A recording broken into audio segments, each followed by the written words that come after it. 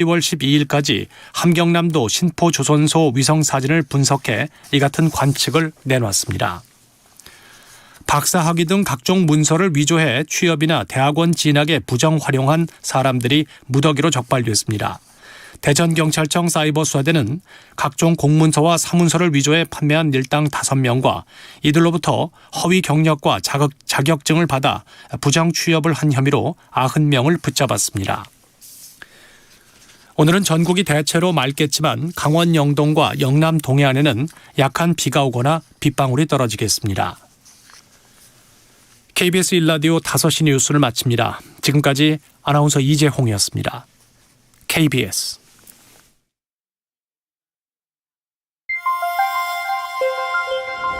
대한민국 중심 채널 KBS 1라디오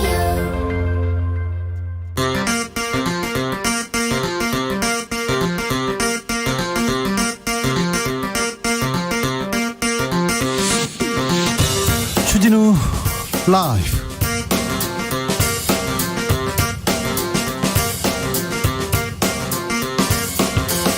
(2022년 10월 25일) 화요일입니다. 안녕하십니까, 주진우입니다. 오늘 윤석열 대통령의 국회 시정연설이 있었습니다. 더불어민주당은 본회의장 입장하지 않고 규탄대회를 열었습니다. 강대강 대치 속에서 예산과 법안 심사 순탄치 않아 보이는데요. 여야 협치의 길 어떻게 풀어야 할까요? 진성준 조경태 의원에게 들어보겠습니다.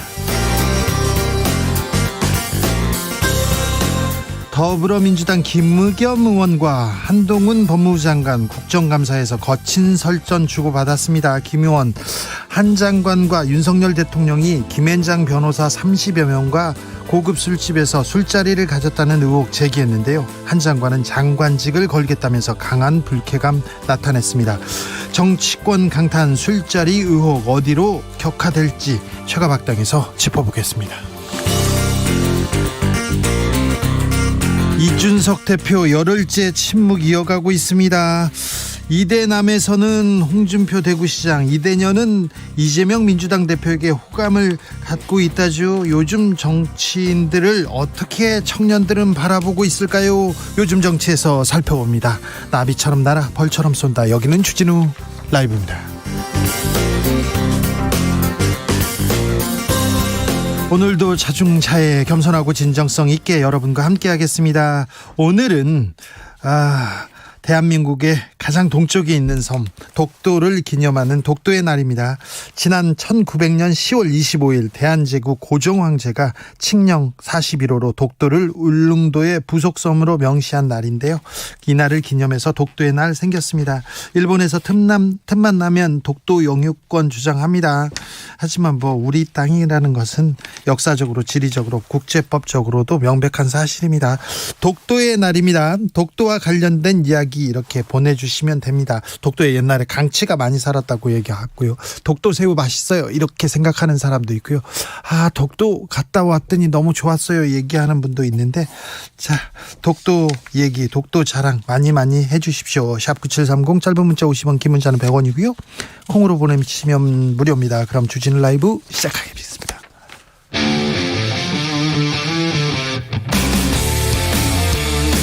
탐사보도 외길 인생 20년. 주 기자가 제일 싫어하는 것은?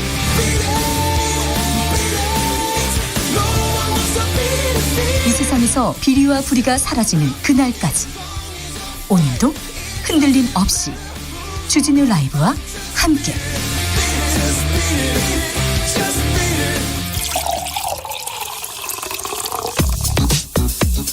진짜 중요한 뉴스만 쭉 뽑아냈습니다. 주스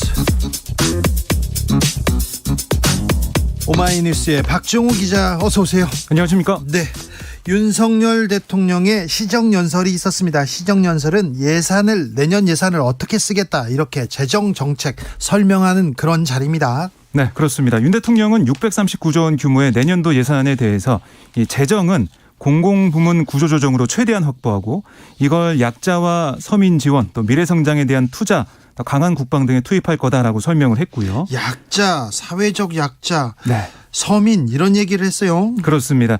뭐 오늘 전체의 이 분량 중에 한 25% 정도 약자 복지, 약자 서민들을 위한 정책을 설명을 했고요. 예. 또 전 세계적인 고물가 고금리 강달러의 추세 속에서 이 금융시장의 변동성 커지고 경제의 불확실성 높아졌다. 취약계층과 사회적 약자들이 입는 고통이 커지고 있기 때문에 네. 이걸 잘 이제 보고 예산 투입해야 된다. 이런 취지의 입장을 밝혔습니다. 사회적 약자를 위해서 재정 정책 쓰겠다 이런 얘기를 했습니다. 자유 얘기는 오늘은 안 했어요. 오늘은 안 했습니다. 민주당은 시정연설 보이콧했습니다. 네, 이재명 대표는 이 앞서 의원총회에서 검찰 압수수색 등과 관련해서 정상적 절차를 거부하고 또 정치를 거부하고 국민과 헌법에 군림하겠다는 선전포고다. 이런 방식으로 야당을 말살하고 폭력적 지배를 하겠다는 의지를 드러내면 맞서 싸울 수밖에 없다라고 강조를 했고요. 맞서 싸울 수밖에 없다. 네, 그래서 의총에서 시정연설 불참을 결의한 민주당 본회의장으로 향하는 본관 로텐도홀에 직결해서 뭐 국민 무시 사과하라, 이 XX 사과하라 이런 내용이 적힌 손팻말을 들고 민생 외면 야당 탄압 윤석열 정권 규탄한다 이렇게 외쳤습니다. 국민의힘에서는 민주당 또 규탄했습니다. 네, 정진석 비대위원장은 이 의총에서 민주당 입법 독재가 임계점을 넘어서고 있다 이렇게 얘기를 했고요. 또 이재명 대표를 겨냥해서 당대표의 범죄 혐의를 은폐시키기 위해 절대 다수의 입법권을 사용하고 있는 거다. 이렇게 되면 정쟁으로 이어지고 정치의 본령인 대화 타협은 실종될 거다 이렇게 강조를 했습니다. 정의당 지도부는 윤석열 대통령을 만난 자리에서 사과 요구했습니다. 네, 윤 대통령이 시정연설을 시작하기에 앞서서 한 20분 정도 국회의장 접견실에서 김진표 국회의장과 또 불참한 민주당을 제외한 여야 지도부 등과 환담을 했는데요. 참석자들의 얘기를 들어보면 환담이 비공개로 전환되자 정의당 이은주 비대위원장이 윤 대통령을 향해서 환담장에 오셔서 편하셨냐? 사과에는 시기가 따로 있지 않다. 사과하시라 이렇게 얘기를 했어요. 네. 그러니까 민주당의 시위, 국회 모욕, 욕설 대통령 사과하라 이런 피켓 이런 사항에 대해서 얘기를 한 것 같고요. 이 XX 발언이 있지 않습니까? 그렇습니다. 정의당 역시 윤 대통령이 미국 순방 당시 국회를 향해 했던 이 XX들 이 발언에 대해서 사과하라 이렇게 요구를 했습니다. 그랬더니요. 하지만 윤 대통령은 여기에 대해 사과할 일은 하지 않았다고 이 비대위원장의 요구를 일축한 걸로 전해지고 있습니다. 사과할 일은 하지 않았다고요? 모든 큰 실수에는 바로잡을 찰나의 순간이 존재한다. 펄벅의 얘기입니다. 실수를 부끄러워하지 말라. 실수를 부끄러워하면 죄가 된다. 공자의 얘기입니다. 그냥 그렇다고요. 5선의 정우택 의원이 국회 후반기 여당 몫의 국회 부의장 후보가 됐네요. 네. 네, 정 의원. 네. 결선 투표까지 치른 끝에 최종 후보로 뽑혔습니다. 네. 레고랜드 채무 불이행 사태 이후에 지금 금융시장 큰 혼란 요동치고 있습니다. 그런데 지역 건설업까지 파장이 좀 확산됩니다. 네, 강원도가 레고랜드 테마파크 기반 조성 사정을 벌였던 강원중도개발공사에 대한 기업 회생 신청을 추진하면서 네. 이 대금을 제때 지급하지 못한 공사 업체들이 준공 대금을 달라라고 얘기하면서 거리로 뛰쳐나온 건데요. 예. 강원중도개발공사 공사대금 조기집행 대책위 오늘 강원도청 앞에서 집회를 열고 지금 동부건설이 발주자인 이 강원중도개발공사로부터 준공 대가를 받지 못하면 동부건설과 계약한 6개 하도급 업체도 대금을 받을 수 없게 된다. 이거는 연쇄 부도날 수도 있는데 빨리 처리해 줘야 될 텐데요. 그렇습니다. 그래서 이제 이 업체에서 근무하는 사람들이 대부분 지역사회를 기반으로 하는 만큼 예. 이게 지연이 되면 도내 서민 경제에 위협이 될 거다 이렇게 강조를 했습니다. 자, 레고랜드발 금융위기 좀 빨리 좀 안정화됐으면 하는데 최문순 전 강원도지사가 이 문제에 대해서 한마디 했습니다. 네, 최 전 지사는 인터뷰를 통해서 정부라는 거 채권시장이나 신용시장에서 최후의 보루인데 이걸 스스로 무너뜨리고 포기한 거다. 이렇게 김진태 현 지사를 겨냥을 했고요. 네.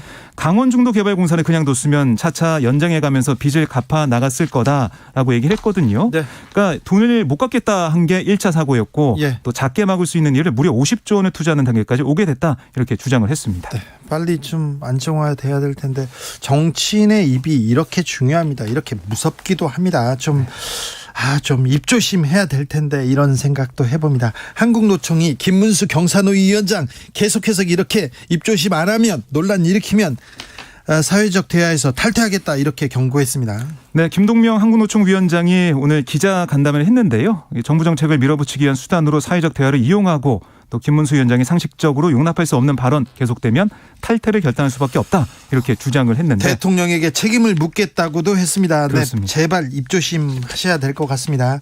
국가인권위에서 아프면 쉴 권리 이런 얘기했습니다. 그러면 아프면 쉬어야죠. 코로나 걸리면 쉬어야죠. 그래서 이 얘기를 하면서 법제화 추진 권고했는데 고용노동부에서 수용하지 않겠다고 하네요. 네, 인권위가 지난 6월에 고용노동부 장관에게 모든 임금 근로자의 업무 외 상병에 대한 휴가 휴직 사용 법제화 추진을 권고했고요. 또 보건복지부 장관에게 모든 일하는 사람을 대상으로 하는 공적 상병수당 제도의 조속 도입을 권고했는데 고용노동부는 불수용을 한다 이렇게 밝혔습니다. 알겠습니다. 검찰이 성남FC 후원금 의혹 수사 중인데요. 안산시청도 압수수색에 나섰어요. 성남이 아니라 안산까지 계속해서 수사 속도 내고 범위도 넓혀가고 있습니다. 오늘 중요한 재판이 있었습니다. 세월호 유가족을 사찰한 군인들이 있습니다. 군인들 1심에서 징역 2년 선고받고 법정 구속됐습니다.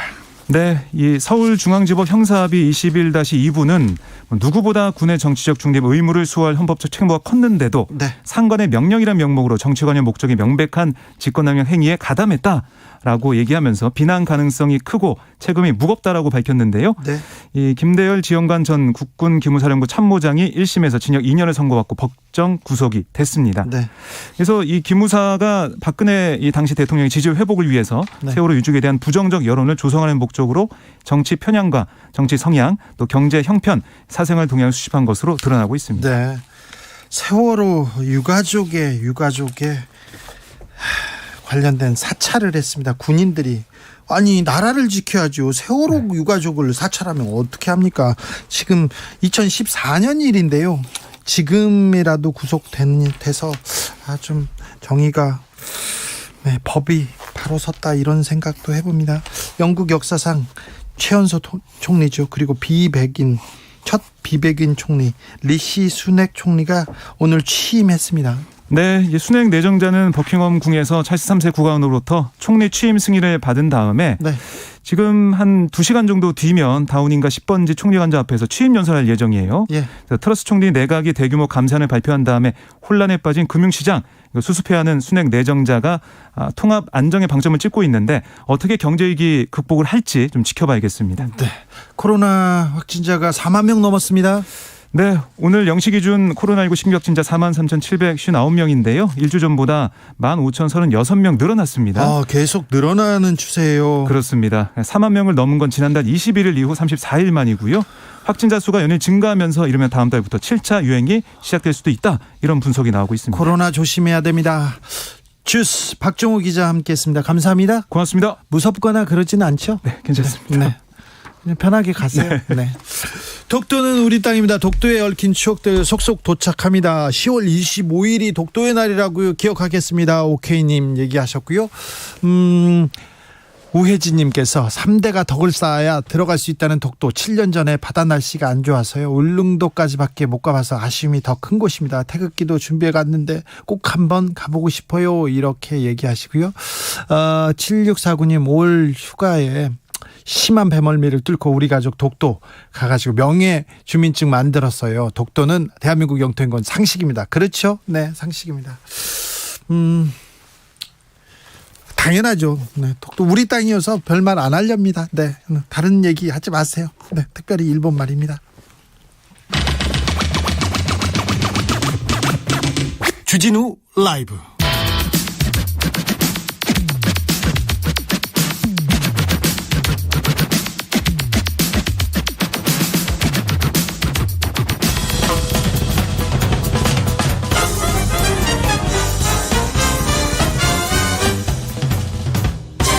훅 인터뷰. 모두를 위한 모두를 향한 모두의 궁금증 훅 인터뷰. 검찰발 사정 드라이브는 계속됩니다. 대장동 특검 하자 공방도 이어집니다. 강대강 대치 이어가고 있는 여야 어떻게 이 대치 풀어야 할까요? 오늘 대통령의 시정연설 민주당은 보이콧했는데요. 왜 그래야 됐는지 물어보겠습니다. 더불어민주당 진성준 원내수석 부대표 안녕하세요. 네, 안녕하십니까. 네. 진성준입니다. 네, 고생 많으시네요. 예, 고생 많습니다. 얼굴도 피곤해 보이시네요. 예. 네. 많이 피곤해 보입니다. 아, 그렇습니까? 네. 예. 오늘 국회 시정연설이 있었습니다. 대통령 시정연설에 야당에서 보이콧했다. 이건 헌정사상 처음 있는 일인데 보이콧하게 된 이유는 뭡니까? 무엇보다도 대통령이 그간의 국회와 또 야당인 민주당을 향해서 했던 막말과 욕설에 대해서 사과하고 예. 또 최근에 벌어진 제1당의 중앙당사에 대해서 네. 압수수색을 벌이며 침탈을 했던 데 대해서 사과할 것을 요구했는데 네. 사과하지 않고 적반하장격으로 나왔기 때문에 이것에 대해서 좀 강력한 항의의 뜻을 대통령에게 전달해야 되겠다라고 생각했습니다. 네. 그래서 오늘 예정되어 있는 대통령 시정연설을 단호하게 전면 거부하기로 그렇게 결의하고 실행했습니다. 그리고는 거부하고 밖에 나와서 규탄대 로텐도홀에서요. 네. 국회 가운데 가면 뭐 마당이라고 해야 되나요? 뭐 마당이라고는 할 수 없는데 중간에 홀이 있습니다. 큰 홀에서 그러면서 규탄대를 했습니다. 거기 네. 사회자가 또 진성준 의원입니다. 뭘 규탄했습니까? 예, 말씀드렸던 것처럼 네. 그간의 국회를 무시하고 모욕한 네. 막말과 욕설에 대해서 사과할 것을 요구했고요. 대통령은 사과할 일은 하지 않았다 이렇게 얘기했다던데요. 정의당에. 예, 저도 그 뉴스를 봤는데 네. 이은주 정의당 대표가 예. 사과는 때가 있는 게 아니니까 어느 때라도 사과하시면 된다. 사과하시라 그랬더니 하지도 않은 말에 대해서 사과하면 국익에 도움이 안 된다. 이런 취지로 얘기했다고 해요. 윤석열 대통령이. 그래요. 처음에는 그 문제의 EXX들이라고 하는 욕설이 미국 의회를 향한 것이다 예. 라고 하는 것이 분명했지만 그것을 해명한답시고 미국 의회가 아니라 한국 국회 더불어민주당 국회의원을 향해서 한 얘기다. 네. 이렇게 대통령실이 정식으로 해명하지 않았습니까? 네.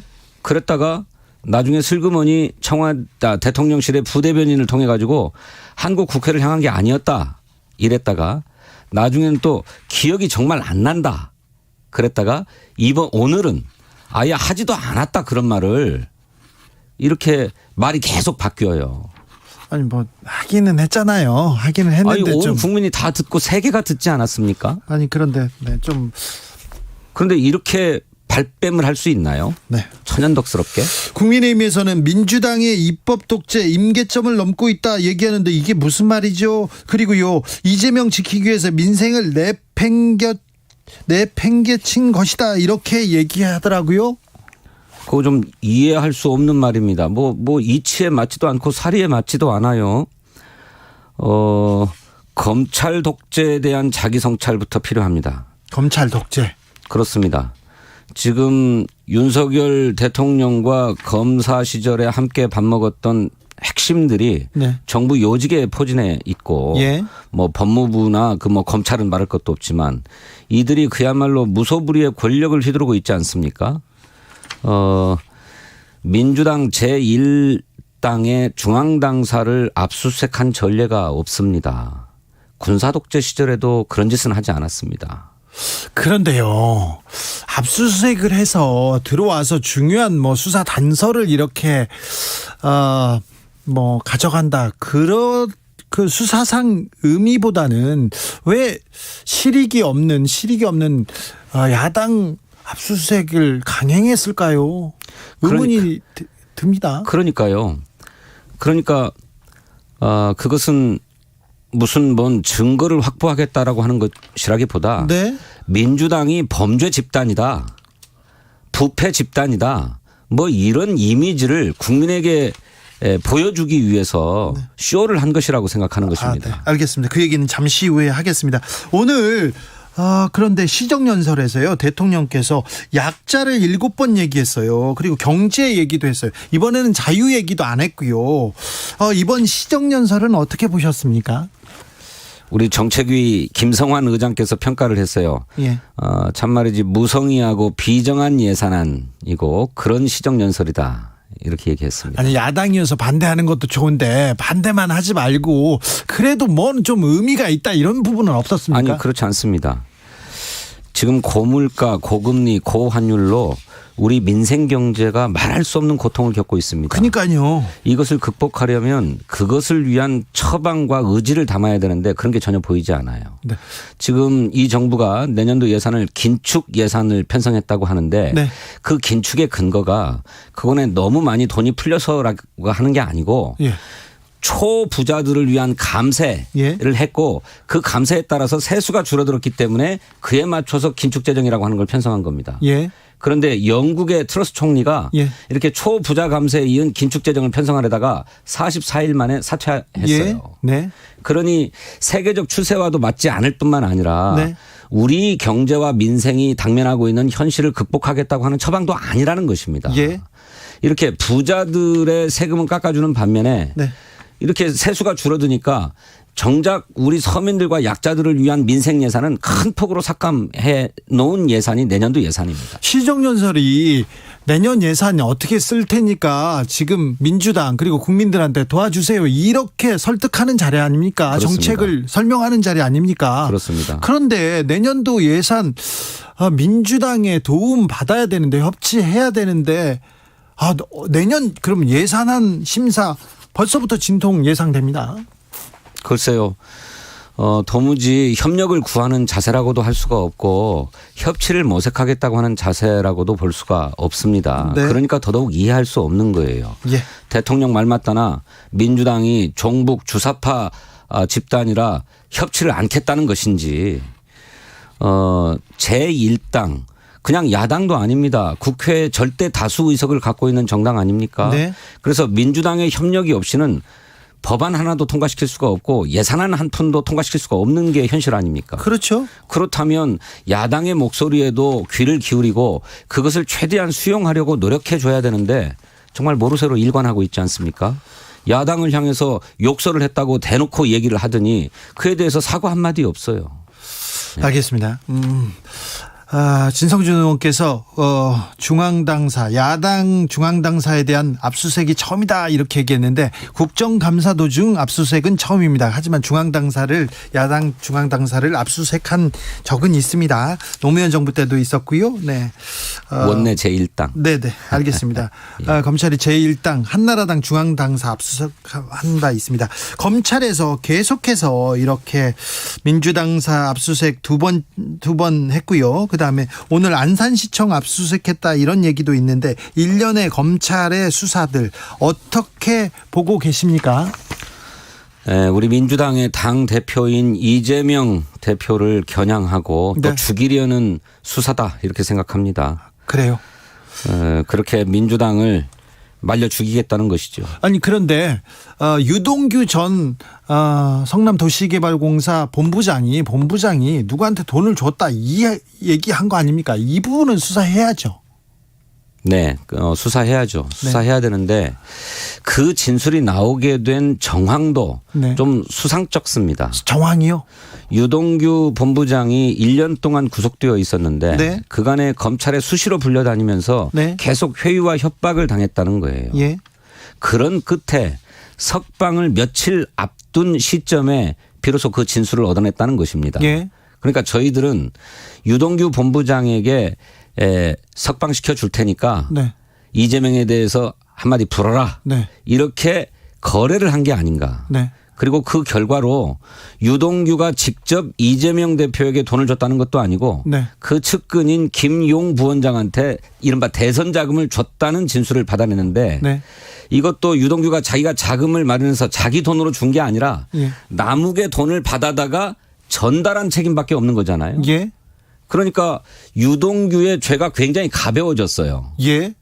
정치자금의 운반책에 불과했잖아요. 네. 그러니 이것 역시나 거래 소지가 있는 발언이 아닌가 저는 그렇게 생각하고 네. 이런 정황에 대해서도 납득할 만한 해명이 있어야 되고 조사돼야 된다 이렇게 네. 생각합니다. 지금 대장동 의혹 관련돼서 구속된 사람들 보면 뭐 남욱, 김만배 여러 사람이 있지만 이 유동규는 준 공무원으로서 도장도 찍고 부패도 했으면 이분이 죄질이 가장 중한데 지금 구속에서 풀려난 것도 이것도 좀 의아합니다. 네, 뭐 구속 만기로 풀려났다고 하는데 이분의 혐의가 많아가지고 예.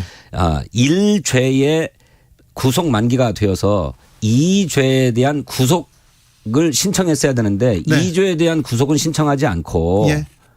이 1죄와 2죄를 병합해달라고 요구했다가 이것이 법원에 의해서 받아들여지지 않자 그냥 석방시켰어요. 저는 검찰이 기술을 부린 것이 아닌가 이렇게 생각합니다. 아, 그래서 특검을 주장하십니까? 그렇습니다. 네. 이렇게 검찰의 수사를 믿을 수 없을 뿐만 아니라 아주 정략적인 의도로 수년 동안 계속해서 이재명 대표를 괴롭히고 있는 수사가 이렇게 계속되고 있습니다. 그럴 게 아니고 공정하고 객관적인 특검이 이 사건을 맡아서 빠른 시간 내에 결론을 내도록 수사를 했으면 좋겠다. 그렇게 생각합니다. 왜 지난 대선 때는 특검이 진행이 안 됐을까요? 지난 대선 때도 이재명 대표는 특검하자라고 얘기했죠. 반대는 그럼 국민의힘에서 국민의힘에서 반대했죠. 그렇습니까? 그렇습니다. 자, 지금 압수수색도 그렇고요. 이재명 죽이기 수사라고 보시는 거죠? 그렇습니다. 네. 이 수사는 대통령의 의중이 담겨 있다고 보시는 겁니까? 저는 그렇게 보지 않을 수 없다고 생각합니다. 윤석열 대통령은 대선 전에도 집권하면 정치보복 수사하겠다고 공언했어요. 아, 그래요? 예. 정치 보복이요? 정치 보복이란 말은 쓰지 않았지만 문제가 있다면 모든 것을 다 수사해야 된다라고 하는 얘기들을 했었지요. 네. 그래서 윤석열 대통령의 의중이 실려 있다고 저는 보고요. 네. 뿐만 아니라 그렇게 할 수밖에 없는 상황이라고 봅니다. 윤석열 정부가 출범한 지 이제 6개월 되고 있는데 네. 그간의 수많은 실정들이 겹싸여서 네. 국민의 신뢰가 바닥인 상태입니다. 예. 지지율이 지지율이 20%대에 머물고 있지 않습니까? 네. 근데 이것을 어떻게든 만회해 보려면 자기 핵심 지지층을 결집시키고 민주당을 타격하는 일이 필요한데 가장 손쉬운 게 민주당을 부패 집단이나 범죄 집단으로 만들어내는 거죠. 네. 이재명 대표 특검 주장합니다. 민주당도 특검 주장하고요. 그런데요, 국민의힘에서는 아니 지금은 죄 덮으려고 지금 시간 끌려고 하는 신의 한 수다 이렇게 맹공하고 있습니다. 어떻게? 그렇지 않습니다. 오히려 검찰이 장기간에 걸쳐서 수사를 하고 있고요. 예. 빨리 죄가 있으면 있는 대로 없으면 없는 대로 결론을 내줘야 되는데 네. 질질질 끌고 있지 않습니까? 네. 성남 FC 무슨 후원 사건이라고 하는 것도 역시나 4년 동안 계속 수사를 하고 있는 사건입니다. 예. 이미 경찰에서 아무 문제 없는 것으로 정리된 사건을 검찰이 다시 끄집어서 수사를 하고 있어요. 예. 또 이번 대장동 사건도 마찬가지 아닙니까? 1년 이상 지금 수사를 끌어오고 있는 거예요. 자, 앞으로 얼마나 더 갈지 모르는데 차제에 수사 기간이 딱 정해져 있는 법률로 정해져 있는 특검을 통과시켜 가지고 네. 특검으로 수사해서 빨리 결론 내자는 것이 이재명 대표의 입장이고 민주당의 입장입니다. 자, 특검 그런데 가능성이 있을까요? 법사위 통과해야 되는데 패스트 트랙 이렇게 태워질까요? 이렇게 의문하는 사람들도 많습니다. 패스트 트랙을 태우는 것도 중요하지만 네.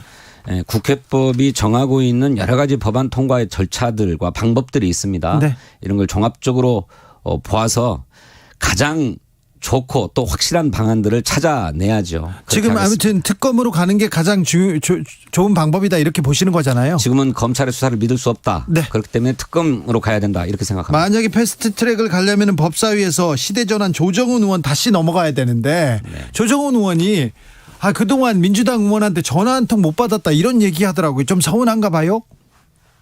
글쎄 뭐 조정훈 의원은 그것 외에도 다른 이유들을 많이 대시던데 패스트 트랙을 지정하는 경로는 두 가지가 있습니다. 네. 상임위원회에서 5분의 3으로 지정하는 방안도 있고 예. 본회의 전체 의원들이 지정하는 방안도 있습니다. 아, 그래요? 반드시 상임위를 통과해야만 하는 것은 아니기 때문에 네. 조정훈 의원에게만 매달릴 일도 아닙니다. 네. 매달리는 거는까지는 아니더라도 이렇게 정치력을 발휘할 수 있잖아요. 가서 대화를 통해서 설득할 수도 있고요. 예, 물론입니다. 네. 그런 작업을 하고 있습니다. 그렇습니까? 예. 자, 강대강 대치 언제까지 갈지. 자, 민주당이라도 나서서 민생 문제 해결해달라 이런 얘기도 많습니다. 네. 어떻게 하실 겁니까? 민주당은 그렇게 하고 있습니다. 민생 법안, 민생 예산을 입법하고 또 확보하기 위해서 최선을 다하고 있는데 근데 잘 몰라요, 국민들이. 국민의힘이 여기에 호응에 나서지 않고 있어요. 지금 국민의힘이 위원장을 맡고 있는 민생경제대책특별위원회라고 하는 게 있는데 네. 이 특별위원회의 활동 시한이 이달 말까지입니다. 거기서 여러 가지 민생 현안인 7개 법안을 처리하자고 했는데 현재까지 2개밖에 처리하지 못하고 납품 단가 연동제, 화물자동차 안전운임제를 연장하는 문제, 또 우리 시민들의 대중교통료를 반값으로 환불해 드리는 문제, 이런 것들이 전혀 합의되지 않고 예. 다음으로 다 넘어가게 생겼어요. 알겠습니다. 대장동 특검 필수적이라고 얘기했는데 그 전에는 김용민 의원은 또 김건희 여사 특검도 같이 해야 된다 이렇게 주장도 있습니다. 김건희 특검도 연관됩니까? 그리고 저축은행 비리 수사, 봐주기 뭐 이런 것 모두 다 모아서 이렇게 특검해야 됩니까? 어떻게 할 것입니까? 조금 나눠서 봐야 되겠네요. 네. 대장동 특검법과 김건희 특검법은 서로 다른 별개의 예. 사안이죠. 예. 대장동 특검법을 처리하는데 반드시 김건희 특검법이 연계되고 동반돼야 된다라고 하는 것은 아닙니다. 네. 대장동 특검법부터 우선 입법할 수 있습니다. 하지만 김건희 특검도 여전히 필요하죠. 지금 김건희 여사에 대한 여러 가지 의혹들이 제기되었는데 그걸 경찰이나 검찰이 다 덮어줘 버리지 않았습니까? 그래서 이거는 객관적 진실을 드러내기 위해서도 특검이 필요하다는 것인데 이것을 대장동 특검법과 연계시키지는 않겠습니다. 두 번째로 대장동 특검법은 대장동 사업의 첫 출발이라고 하고 할 수 있는 부산저축은행의 불법 대출 사건에 대한 수사 과정에서 당시에 수사 주임 검사였던 윤석열 대통령이 대장동 사업 주모자들을 다 봐줘버린 사건이 있었습니다. 이것도 당초에는 대장동 사업의 출발이기 때문에 대장동 특검법에 포함돼야 된다라고 저희들은 생각하지만 네. 이것이 부담이 되어서 국민의힘이 반대하는 것이라면 그것도 수사 범위에서 드러낼 수 있다. 이런 게 이재명 대표의 입장입니다. 예, 예. 네. 그러면 민주당은 다 드러내고서라도 그러면 대장동 특검 빨리 시행하겠다. 그렇죠. 올곧이 이재명의 혐의를 밝혀내는 사안에 한해서만이라도 대장동 특검을 하자. 왜? 검찰의 수사를 믿을 수가 없기 때문에. 네. 아무튼 이렇게 정리된 겁니까? 네, 그렇습니다. 알겠습니다. 여기까지 들을까요? 네. 더불어민주당 진성준 원내 수석 부대표였습니다. 3170님이 어이구 너무 막혀요. 차 엄청 막힙니다. 안전운행하세요 얘기하는데요. 교통정보센터 다녀오겠습니다. 김한나 씨. 네, 지가 교통정보입니다. 현재 서울 시내에서는 올림픽대로 공항 방면으로 잠실대교에서 노량진 수산시장까지 밀리고 50분가량 소요되겠습니다. 나란히 가는 강변북로 일산 쪽으로는 잠실대교에서 가양대교까지 길게 몰림풀림 반복하고 있는데 1시간 정도 소요되겠습니다. 고속도로에서는 경부고속도로 서울 방면 안성분기점에서 남사부근까지 또 오산부근에서 동탄분기점까지 서행 흐름 보이고 있고요. 이후로 신갈분기점에서 판교 분기점까지 13km 정체입니다. 또 상습 정체 구간인 양재에서 한남 나들목까지도 속도 떨어집니다. 평택 제천고속도로 평택 방면으로는 금왕 꽃동네 부근 1차로를 막고 작업을 하고 있습니다. 7km 구간에서 정체가 심하기 때문에 미리 음성 나들목에서 국도로 우회 운전하시는 게 좋겠고요. 서해안 고속도로 서울 쪽으로는 서평택 분기점에서 화성 휴게소 부근 9km, 또 매송 일대 지나기 어렵고요. 광명역에서 금천까지 더디게 지납니다. KBS 교통정보센터에서 김한나였습니다.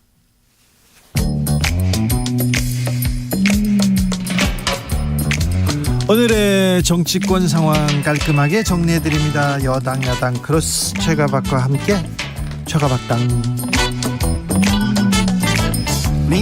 여야 최고의 파트너입니다. 주진우 라이브 여야 공식 대변인 모셨습니다. 최영두 국민의힘 의원 어서 오세요. 네, 안녕하십니까. 박성준 더불어민주당 의원 어서 오세요. 네, 안녕하세요. 오늘 대통령의 시정연설이 있었습니다. 최영두 의원님 네. 직접 보셨죠? 그렇습니다. 어떻게 보셨어요? 이 시정연설은 이건 뭐 사실상 국회법에 정해진 대통령의 또 일종의 의무이기도 하고 또 국회의 권한이기도 하고 국회의 의무이기도 합니다. 그러니까 이게 이제 미국 같으면 이제 우리가 늘 중계를 하죠. 스테이트 오브 유니언 그래가지고 지금 나라가 어떤 상황인지 그래서 뭐가 필요한지 뭐 이런 이야기를 합니다. 지금 우리는 이번에 가장 큰 것은 이제 국회 예산안이 제출되어 있지 않습니까? 네. 국정감사가 이제 어제 오늘 다 끝나게 되면은 이제부터는 정말 예산안을 확정해야 되는 시간입니다. 그 예산안에 대해서 정부가 이렇게 저렇게 편성했으니까 국회가 함께 좀 머리를 맞대어서 이 지금 당면한 위기와 당면한 문제 또 우리가 해결해야 될 과제를 함께 추진하자라는 이런 걸 이제 호소하는 자리입니다. 근데 사실은 이게 노태우 대통령 때 시작됐는데 역대 대통령들은 임기 중에 한두 분밖에 안 했습니다. 이걸 이제 박근혜 대통령 때부터 매년 했거든요. 네, 예산안 위해서. 문재인 대통령도 매년 하시고. 예. 예, 그래서 이제 이 윤석열 대통령으로서는 처음 있는 예산 시정 연설이었습니다. 상당히 제가 볼 때는 이번에 이 정부가 무엇을 하려고 하는지 이게 잘 일목요연하게 잘 정리된 시정 연설이었다고 생각했습니다. 자, 바깥에서 못 들으셨죠? 박성준 의원님은? 원고 다 배포됐는데 뭐 뭐 시정연설이라고 하는데 지금 이 정치의 흐름을 딱 규정할 필요가 있을 것 같아요. 이번 윤석열 정권은 검찰 독재하겠다, 공안 통치하겠다라고 이미 규정을 한 상태였고 야당과의 협치는 없는 거죠. 야당을 말살하겠다라고 하는 정치를 지금 이미 시작을 한 거 아니겠습니까? 그런 가운데 시정연설이라고 하는데 지난 5월에 협치하겠다고 했어요. 국회 와서. 5개월 지나서 지금 협치했습니까? 야당 멸살하고 야당 탄압만 하고 있는 거고 언론 탄압하고 있고 지금 심각한 위기가 뭐냐면 민주주의 위기에 와 있어요 이미. 그런 가운데에서 정말 야당에게 선전포고하고 압박하겠다라고 하는 건데 그런 가운데 민주당이 이 시정연설에 대해서 받아들이기 어려운 것이고요. 이미 대통령이 EXX라고 해서 그 국회에 대한 욕설을 한 거 아니겠습니까? 그 대통령실 홍보석이 이걸 확인해 줬고요. 그렇다고 하면 당연히 사과도 하고 협치를 하려면 그 문을 열어야죠. 문을 닫은 상태에서 협치하겠다. 그것을 누가 받아들일 수 있겠습니까? 저는 그야말로 이미 문을 닫은 상태에서의 정치를 시작하고 있는데 이 정치가 앞으로 어떻게 될지 저는 정말로 걱정이고요. 이미 대한민국에 위기가 왔거든요. 민주주의 위기뿐만 아니라 금융위기, 경제위기가 이미 와 있는 상태에서 실력 있는 정부의 모습이 보이지 않는다. 앞으로 경제 파고가 오는데 이것을 헤쳐나갈 수 있는 정부의 실력이 보이지 않는다는 것이 가장 큰 아픔인 것 같습니다. 최영도 의원님. 이게 참 야당 탄압이라고 하는데 우리가 뭐 야당 국회의원을 지금 수사를 하고 있습니까? 아니 이재명 대통령의 전 측근 그분이 이제 우연찮게도 민주연구원 부원장인가 해가지고 최근에 민주연구원을 출근했어요. 이재명 대통령 아니고요. 이재명 대표. 이재명 대표 네. 그랬습니까? 네. 이재명 대표. 무의식에서 나오시는군요. 참 비극적입니다. 이게 역대 최고 득표한 대통령과 역대 최고 득표로 낙선한 참 무슨 후보 간에. 그런데 그래서 사실 이게 좀 너무 민감하신 문제다. 더구나 이재명 대표는 사탕 하나 받아 먹은 적 없다 하지 않습니까? 그렇다면은 그런데 이제 있는 죄를 덮을 수는 없지 않습니까? 우리가 없는 죄를 만들면 안 되지만. 예. 그리고 이재명 대표께서도 5년 전에 이미 이런 말을 하셨거든요. 아니 있는 죄를 하지 말자고 하면서 그걸 정치 보복이라 하는 것은 그야말로 얕은 수법이다. 이런 말씀을 하셨습니다. 그래서 우리도 이 국회 진행되는 상황에서 하필이면 야당 당사에 있는 민주연구원의 그 부원장이 되셔가지고 그래서 이제 요즘 또 영장 집행이요.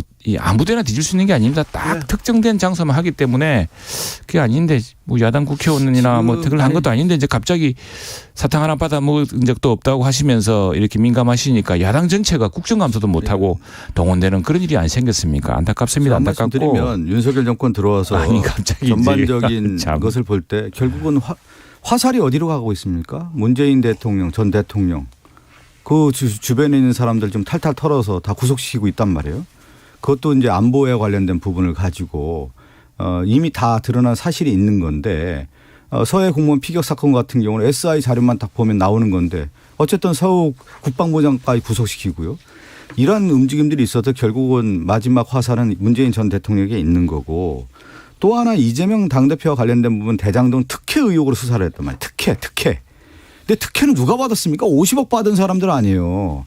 근데 이재명 당대표에 대한 수사가 계속 진행됐는데 특혜에 대한 내용이 없으니까 뭐로 들어갔냐면 대선 자금이라고 해서 유동규의 진술 하나를 가지고 김용 부원장을 구속시켰단 말이에요. 그러니까 논의의 초점이 본질이 뭐냐에 갔을 때 다 벗어난 거예요. 지금 볼 때. 그것은 결국은 이재명 당대표에 대해서 겨누고 있다라고 볼 수가 있는 거고 문재인 전 대통령에 대해서 확실하게 또 겨누고 있다라고 하는 것이 드러나기 때문에 전 정권 현 대표 이거 정치 탄압하면서 한마디로 구속시키겠다고 지금 나서고 있는 거 아니겠습니까? 박성준 의원님, 검찰이 압수수색했습니다. 근데 네네. 김용 부원장의 파일을 가져갔는데 파일이 어떤 내용이었어요? 제가 그 현장에 있었잖아요. 예. 지금 민주연구원 8층에 가보면요. 부원장실이라고 하는 것이 무슨 대단히 큰 건물, 그 사무실이 아니고 딱 들어가서 오른쪽에 있는 사무실인데 딱 책상이 3개가 있어요. 3개. 부원장실. 부원장의 책상이 딱 3개가 있는데 거기에 그 김용 부원장이 출근도 며칠 안 했고 실제 거주한 것도 거의 없어요. 지금 볼 때. 저 회사 생활을 한 것도 아니란 말이에요. 그런데 파일을 실제 6개를 가져갔는데 3개가 X파일이 동일한 거예요. 그러니까 하나로 볼 수가 있을 것 같고 나머지 3개는 우리가 얘기하는 문서 파일이란 말이에요. 그러니까 김용 부원장의 혐의와 관련된 부분, 그러니까 뭐 8억을 받았다고 지금 검찰에서 주장을 하고 있는데 수사를 하고 있는데 혐의 내용과 전혀 무관한 문서 파일을 가져간 겁니다. 자, 아무튼요. 제가 좀 말을 보탤게요. 조금 전에 또 진성균 원내수석까지 민주당 이야기를 많이 했기 때문에 우리 좀 오늘 좀 균형을 좀 잡아야 될 것 같습니다. 조금 있으면 조경태 의원 와가지고 국민의힘 얘기합니다. KBS가 균형 잘 잡고 있습니다. 50억 원 빨리 수사 좀 했으면 좋겠어요. 이 돈을 검찰에서 지금 제대로 안 하고 있잖아요. 해야죠. 네. 그래서 대장동 특검으로 해야 되는 겁니다. 특검 안 해도 50억 수사할 겁니다. 왜냐하면은 결국 모든 수사는 돈을 쫓아가는 수사가 제일 정확한 겁니다. 과연 거기 등장하는 법조인이나 모씨가 돈을 받았는지도 한번 살펴보고 또 돈을 받았으면은 진짜로 그 돈을 그 사람한테 준다 해놓고 다른 사람한테 줬을 수도 있어요. 지금 이제 돈의 용처가 드러나기 시작했습니다. 그게 김용 수사와 지금 이제 유동규 씨가 막 이야기하는 그 핵심이거든요. 네. 그래서 이제 그걸 잘 해봐야 되는 것이고 다음에 또 하나 아니 뭐 사탕 하나 안 받아 먹었는데 뭘 그렇게 전전긍긍하십니까? 그냥 하면 되고 다음에 문재인 대통령이 하는 게 아니고요. 이게 이전에 월북자로 낙인 찍힌 가족들이 단원을 해서 그 신원을 풀어달라고 해가지고 수사인데 이걸 막상 조사를 해보니까 일부러 월북으로 몰아가기 위해서 했던 여러 정황들이 드러나고 이게 법원의 엄격한 심사를 거쳐서 지금 구속된 거 아니겠습니까?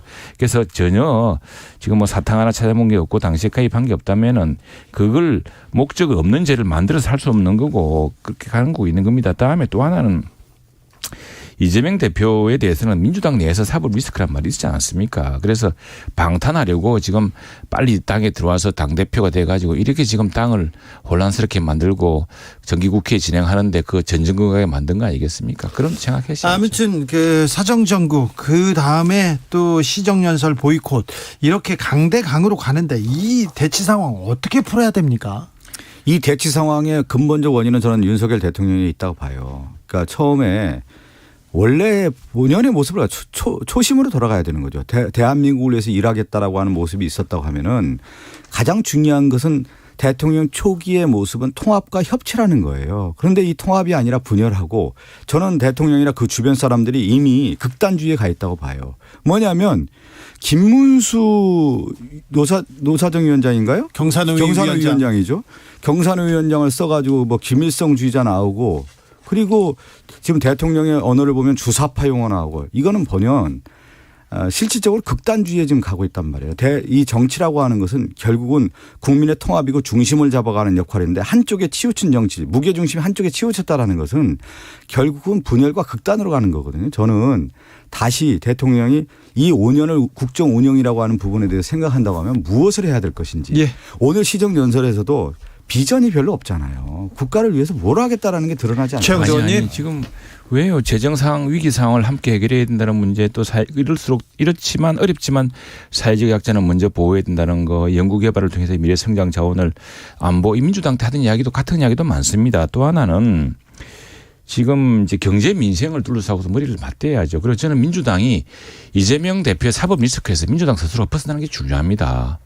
지금 이재명 대표가 왜 그 길을 쓰고 대통령 선거 끝난 뒤에 남들은 다 정말 누구 말씀처럼 널브러져 있는데 어떻게 또 주식 살 생각을 했는지 모르지만 주식도 사시고 그다음부터 뭐 대표 또 무슨 관계도 없는 인천에 출마해가지고 결국 지방선거 다 망치고 그리고 왜 당대표가 되게 했는지 민주당 내에서 잘 아시지 않습니까? 그래서 자 이재명 대표도 사탕 하나 받아 먹은 거 없으니까 당당하게 수사해봐라 그러고 당이 이 전체 김용이라는 사람 사건 수사에 빨려 들어가는 일을 안 하셔야 됩니다. 안 하셔야 되고 다음에 이제 여러 문제에 대해서 사실 오늘이나 또 오늘도 당장 이게 시정연설에 보이콧하지 않으시고 같이 했다면 국회의장 여야 당대표 이런 만나서 허심탄회하게 이야기할 기회가 있었지 않았겠습니까? 그리고 지금 무엇보다도 대통령이 시정을 통해서 밝혔지만 예산안을 국회가 통과시켜줘야 되거든요. 그렇죠. 예산에 대한 강력한 협조가 필요한 시점입니다. 여기에 보면 저는 이제 이 5개월 취임한 이후에 윤석열 정권 취임하는 5개월의 민심 위반에 아주 저는 극도에 이르렀다고 봐요. 국민들이 내 삶을 책임져 줄 수 있는 정권이 아니구나라고 하는 부분에 대해서 이미 낙인을 찍었다. 그러니까 믿을 수 없다라는 거예요. 그것이 민심 위반 현상이 나타나고 지금 이러한 전 정권 찍어내게 하는 모습은 결국 민심 위반에 대한 돌파구로서 상대적으로 적장을 쳤을 경우에 그 적의 분열 양상을 통해서 결국은 정치적 이해관계의 득실을 얻겠다라고 하는 전략적 판단에서 이것이 모든 것이 이루어지는 것이 아니냐 이렇게 보고 있단 말이에요. 여기까지 듣겠습니다. 네. 자, 한동훈 김의겸 설전으로 넘어가겠습니다. 어떻게 보셨습니까? 최영도 의원님. 저는 우리 김의겸 의원이 참 동료 언론인으로서 참 안타깝고 좀 답답합니다. 왜냐하면은 그 무슨 매체의 취재를 바탕으로 이렇게 그 녹취했던 거 다 했던 것 같은데 우선에 그 등장한 사람이 여권 내에서 얼마나 큰 신망인 사람 잘 모르겠고요. 그다음에 그 녹취를 제가 들어봐도 이 사람이 적극적으로 뭘 이야기하는 게 아니고 뭐 그런 거지 뭐 그래 뭐 그런 거야 뭐 이렇게 이야기를 가지고 단정을 하는 데다가 그 등장하는 여성의 목소리도 도대체 무슨 이야기를 하는지 모르겠고 또 무엇보다도 한동훈 장관이 근데 그 말이 사실이면 장관직이뿐 아니라 모든 공직을 걸겠다고 정말 억울함을 호소하지 않았습니까? 그리고 아무리 그 면책특권이 발동하는 적용되는 국감장이라고 하지만 그래도 이제 언론인 출신이고 또 국회의원으로서 대한민국 국무위원을 장관을에 대한 굉장히 중대한 의혹을 제기할 때는 어느 정도 좀 확인을 해봤을 때는 거 아닌가 싶어요. 이게 결과적으로 민주당이 하는 여러 주장에 대한 신뢰성을 떨어뜨린 내가 뭐 걱정할 부분은 아니지만 그런 우려들을 민주당 내에서 많이 하십니다. 만약에 아니 잠깐만요. 제가 말씀드릴 때 항상 그 가장 중요한 건 국정감사에서 의혹의 단초가 있다고 했을 때 제기를 하는 것이 매우 중요한 것이죠. 그랬을 경우에 이제 성립되는 요소가 있잖아요. 누가 무엇을 어떻게 하느냐겠습니까? 누가라는 부분이 등장하잖아요. 그 실제 인물 이세창 전 총연맹 총재라고 하는 사람을 인터뷰한 거 아니겠습니까? 그 내용이 이제 나오는 거고 또 언제라고 했을 경우에 이미 특정 시간에 나와요. 7월 19일, 20일 새벽 시간에 있다라는 거고 등장 인물들이 당하고 구체적인 내용에 대한 노래까지 나오고 있단 말이에요. 동백아가씨 노래했다라고 이런 것들을 봤을 때 의혹 제기를 넘어서 이것이 이제 사실 규명으로 가야 되는 것이 아니냐. 그리고 지금 여러 이제 얘기 들어보면 국민의힘 내부에서도 그런 얘기가 나와요. 제가 이제 몇 분들 방송하러 갈 때 보면은 술 먹는다는 얘기가 많이 나오거든요. 사실은요. 대통령 아니 이제 그런 얘기들이 많이 나와요. 왜 그러냐면 경선 아니 제 얘기가 들여보면 경선이라든가 본선이라든가 그 이후로 그 쟁점이 다른 쟁점이죠. 아니 제가 얘기를 그 얘기들이 그 얘기들이 어떤 한 개인에서 나온 게 아니라 국민의힘 관계자들이 만났던 분들이 얘기를 많이 해주더라고요. 제가 보면 그 얘기를 김의겸 의원이 이제 이야기했던 그 쟁점이 그것이 이제 의혹 제기를 할 수 있는 것이죠. 의혹 제기를 하는데 그런데 그 이제 찬 장관이 하도 답답하니까 그래서 지금 의혹 제기를 입증도 못하면서 맞느냐 아니고 자기는 너무 어이가 없고 의원님 전 술을 못 마시는 사람입니다. 그리고 말하자면 제가 그 만일 반경 내에 몇 킬로미터쯤이라도 있었으면은 제가 장관직을 걸겠습니다. 모든 걸 다 걸겠습니다. 이렇게 이야기 오죽 답답하면 그렇게 했었겠습니까? 근데 그 지금 저 어느 매체인지 모르지만 그 매체가 했다고 유튜브 방송입니다. 다 그걸 뭐 그리고 그 스토커처럼 따라다니는 사람이라며 그 사람들. 자, 한동훈 장관께서 김의겸 거짓말 면허증이라도 가졌냐 법적 책임 묻겠다고 얘기하고 있고요. 김의겸 의원은 뒷골목 깡패나 할 협박이다 이렇게 얘기는 하는데 아니 사실관계가 한번요. 제가 한번 그 기억이 나는데 제가 2013년 한 7월인가 언제 뭐 이제 언론이라고 이제 식사를 할 때가 있었어요. 근데 2013년이요? 예, 2013년 돌아가면 그 당시에 제가 이제 방송국 앵커를 하고 있었을 텐데 7월이니까 박근혜 대통령이 2월에 취임하지 않았습니까? 예. 근데 저한테 그런 얘기를 하더라고요. 1 최순실, 2 정윤회, 3 박근혜. 이 얘기를 그날 들은 거예요. 저는 근데 그 당시 최순실이라는 사람을 몰랐어요. 예. 근데 그게 한 1, 2년 있다가 사실이 다 드러나더라고요. 그러니까 뭐냐면 문제는 항상 거기에서 어디서 나오냐면 내부 집단에서 얘기가 나오는 거예요. 그 자리에 있었던 사람들을 통해서 이것도 제보가 그거 아니겠습니까? 그 자리에 있었던 사람 제보를 통해 들었다고 하는 거니까 김의겸 의원 입장에서는 당연히 그 제보를 받고 문제 제기를 할 수가 있는 것이죠. 신빙성을 따져봤겠죠. 네, 따져봤겠죠. 그다음에 김의겸 의원이 최순실 국정농단 사건에 대해서 취재했던 아주 유명한 기자 아니었습니까? 그런 것을 봤을 때 단순하게 그냥 이것을 그냥 넘어가서는 안 될 문제 아니겠습니까? 그래서 그리고 오늘 정도는 그래서 민주당이나 아니 김의겸 의원이 어떤 다른 내용을 한 발짝 더 나갈 줄 알았는데. 아니 그러니까 뭐냐면 항상 이런 거죠. 이런 의혹 제기가 되면서 어떤 거냐면 물꼬가 터지는 거예요. 우리 저 주진우 앵커도 잘 알잖아요. 이런 의혹 제기가 됐을 경우에 거기 관계자들이 어느 날 또 제보를 하게 돼 있어요. 그러니까 물꼬가 트기가 어려워서 그렇지 이제 제보들이 많이 이루어질 겁니다. 세상에 비밀이 없고 근데 이번 일로 하여튼 민주당이 그동안 듣고 싶은 것만 듣고 또 그런 게 아닌데 또 그렇게 들린다고 뭐 바이든 이어달리기도 하고 뭐 이렇게 하는 것들이 막 스스로 다 그 결말을 보는 그런 결과가 되지 않을까 싶기도 하고 그래서 좀 제발 사실 좀 확인 좀 하시고 이전에 우리가 겪어봤지 않습니까? 김대엽 사건 때 그 뭐 녹음 테이프 들고서 이게 1990몇 년에 지가 직접 녹음한 원본이라 그랬는데 녹음 테이프 자체가 2002년 싱가포르에서 개최 만들어진다고 드러나가 사기죄로 구속되지 않았습니까? 우리 허망한 결론 많이 봤습니다. 누구 말 믿고서 막 이렇게 주장할 수 이 없습니다. 사실관계를 파악해 봐야죠. 그럼요. 네. 네. 금방 나오겠죠. 뭐. 그럼요. 네. 그러니까 의혹 제기에서부터 시작을 해서 이런 것들이 단초가 돼서 이루어지는 것이죠. 네. 어느 날 이게 축적의 시간이라는 게 반드시 필요한 거거든요. 예. 그리고 그 축적의 시간을 통해서 그것이 어느 정도 숙성됐을 때 또 만들어지는 것이지 이거 저는 어느 정도 이게 됐기 때문에 이 제보가 되고 김의겸 의원 저는 문제 제기를 했다고 봅니다. 그렇겠죠. 네. 뭐 상황을 따져봤겠죠. 참 지켜보자고요. 한 일주일 정도 지켜보면 사실관계가 확인될 거예요. 네. 빨리 판단하시기 좋을 거예요. 레고랜드 사건은 빨리 정리돼야 될 텐데요. 맞습니다. 이게 지금 전에 레고랜드 한 3천억짜리 채권의 문제입니다. 채권 문제인데 이게 전임 지사께서 도의회 승인도 안 받고 이제 이 사업이 잘 될 거라 예단하에 진행하신 30초 거죠. 남았는데 다 전임 지사 얘기하지 말고 지금 김진태 사태입니다. 이 사건은 지금 레고 사태가 김진태 사태인데 거기를 잘못한 걸 얼마나 심각하냐면은 그래서 우리가 국채 발행도 하지 말고 국가 부채 못 누린다는 게 지금 한전이 채권이 50조. 그걸 못 받았어요. 이 굉장히 시장이 어렵습니다. 안 팔립니다. 국채와 같은 수준인데. 그래서 이게 결합되어 있는 것이고 5초 남았어요. 물론 이제 그게 무슨 5초 얘기하면 인사의 지사가 무슨 얘기인지 모르지만 김진태 사태다.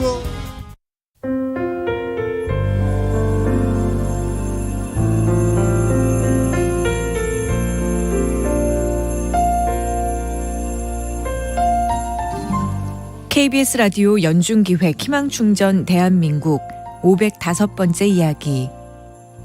안녕하세요. 아나운서 이현주입니다. 동수는 지금까지 제가 만난 아이들 중에서 치료 의지가 제일 강한 아이입니다. 8살인 동수의 치료를 담당하고 있는 주치의 선생님 말씀입니다. 생후 5개월에 백혈병 진단을 받은 동수는 골수 이식을 받았지만 후유증으로 보행장애가 생겼습니다. 불과 2년 전까지만 해도 혼자서 걷는 건 상상할 수 없었는데요. 꾸준히 치료를 거듭한 결과 목발을 짚고 걸을 수 있게 됐습니다. 부모님은 동수의 굳센 의지만큼 더 좋은 치료를 받게 해주고 싶은데요. 경제적인 상황이 따라주지 않아서 마음이 아픕니다. 3살 터울의 형과 자유롭게 뛰어놀고 싶은 동수의 꿈이 머지않아 꼭 이루어질 수 있도록 여러분이 사랑을 전해주세요. 여러분의 따뜻한 손길이 희망의 빛이 됩니다. ARS 060-700-1580 060-700-1580 한 통화 3,000원으로 희망을 선물해 주세요. KBS 라디오 연중기획 희망충전 대한민국은 초록우산 어린이재단, 인탑스 주식회사 그리고 청취자 여러분과 함께합니다. ARS 060-700-1580 한 통화 3,000원입니다.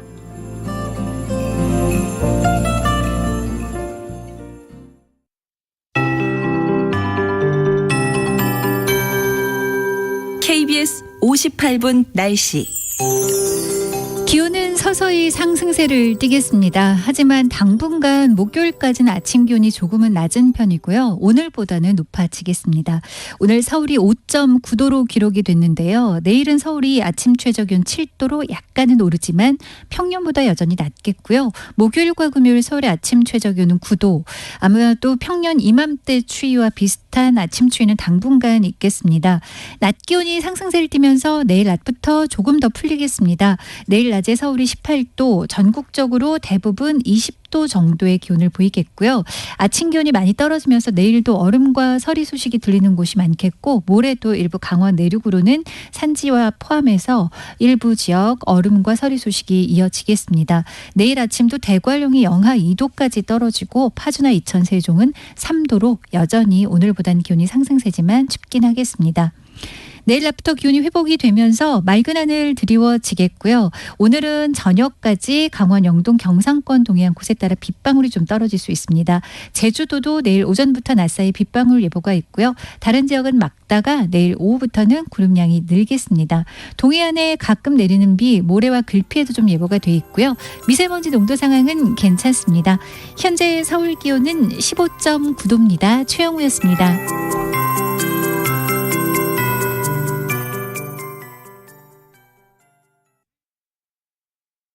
정성을 다하는 국민의 방송 KBS가 6시를 알려드립니다. AM 711kHz, FM 97.3MHz, KBS 1라디오입니다. HLKA.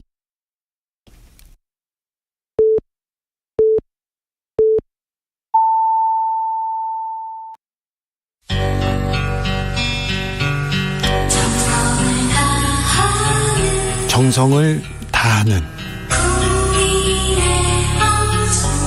국민의 방송 KBS 주진우 라이브. 그냥 그렇다고요. 이 시각 라디오 정보센터 뉴스입니다. 코로나19 신규 확진자 수가 지난주 같은 요일보다 10,000명 넘게 늘면서 한 달여 만에 4만 명을 넘었습니다. 재유행 우려가 나오는 가운데 정부는 내일 동절기 코로나19 백신 접종 확대 계획을 발표합니다. 추경호 부총리 겸 기획재정부 장관은 올해 남은 기간 중 재정 여력을 고려해 국고채 발행량을 당초 목표보다 과감히 축소하겠다고 밝혔습니다. 국고채 발행 축소는 미국 연방준비제도의 금리 인상, 신용 경색에 대한 우려 등으로 최근 변동성이 커지고 있는 채권 시장을 안정시키기 위한 조치로 보입니다. 국제통화기금 IMF는 오늘 한국의 경제 기초 체력이 좋은 상태지만 최근 급증한 정부 부채를 고려해 재정 정책을 펴야 한다고 조언했습니다. 내년 2월부터 서울시 택시 기본요금이 1,000원 오르고 기본거리도 현재보다 400m 줄어들게 됩니다. 서울시는 내년 2월부터는 기본요금이 4,800원 적용되고 기본거리도 현재 2km에서 1.6km로 400m 줄어든다고 밝혔습니다. 검찰이 전국 4개 권역 검찰청에 특별수사팀을 설치하기로 하는 등 마약 범죄에 대한 총력 대응에 나선 가운데 이원석 검찰총장은 좀 더 단단하게 높고 튼튼한 마약 장벽을 세우겠다고 밝혔습니다. 지금까지 라디오 정보센터 조진주였습니다.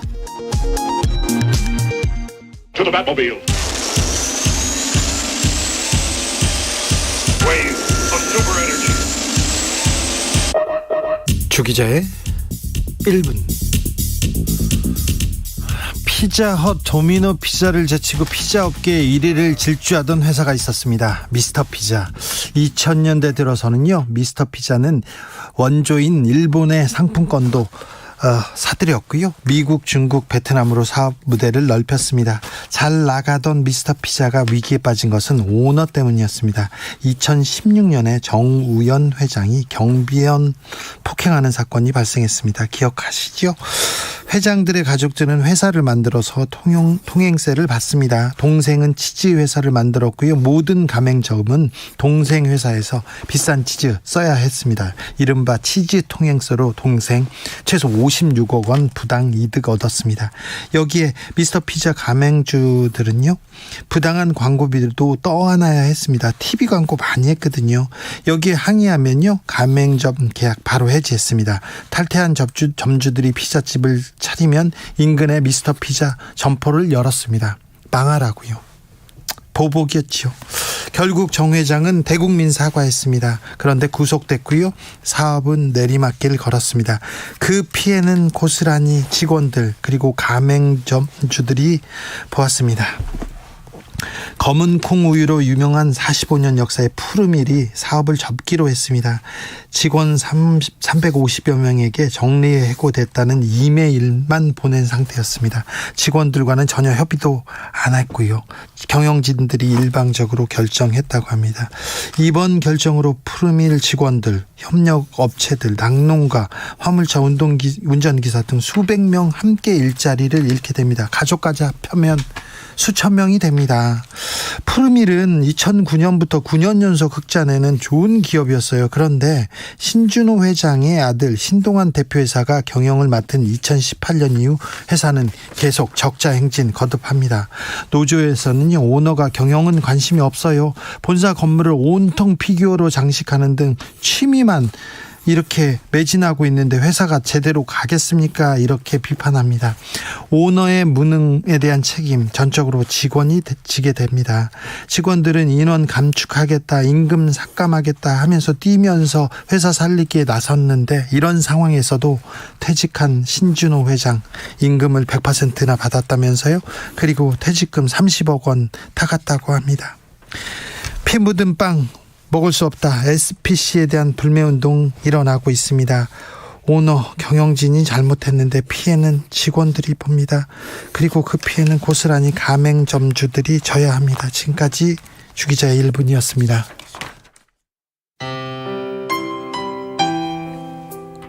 Carry and Loan, IOU.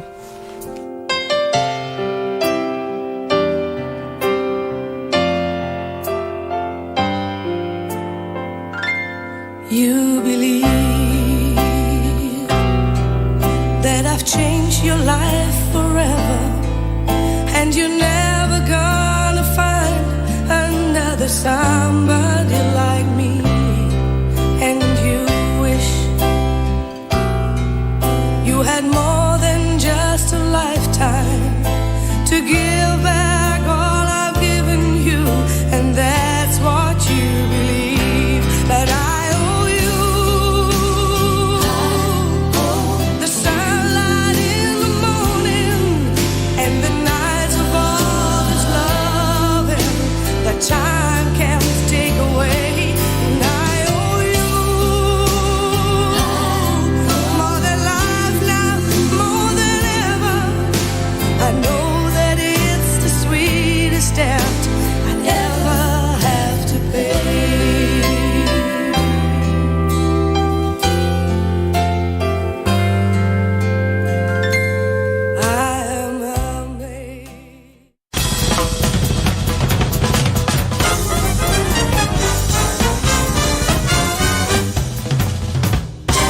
훅 인터뷰.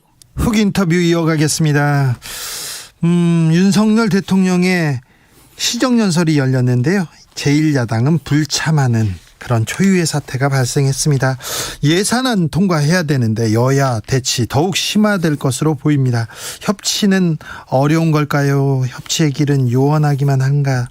물어보겠습니다. 조경태 국민의힘 의원, 어서 오세요. 네, 안녕하세요. 조경태입니다. 네, 오랜만에 뵙습니다. 네. 의원님, 오늘 대통령의 시정연설 어떻게 보셨어요?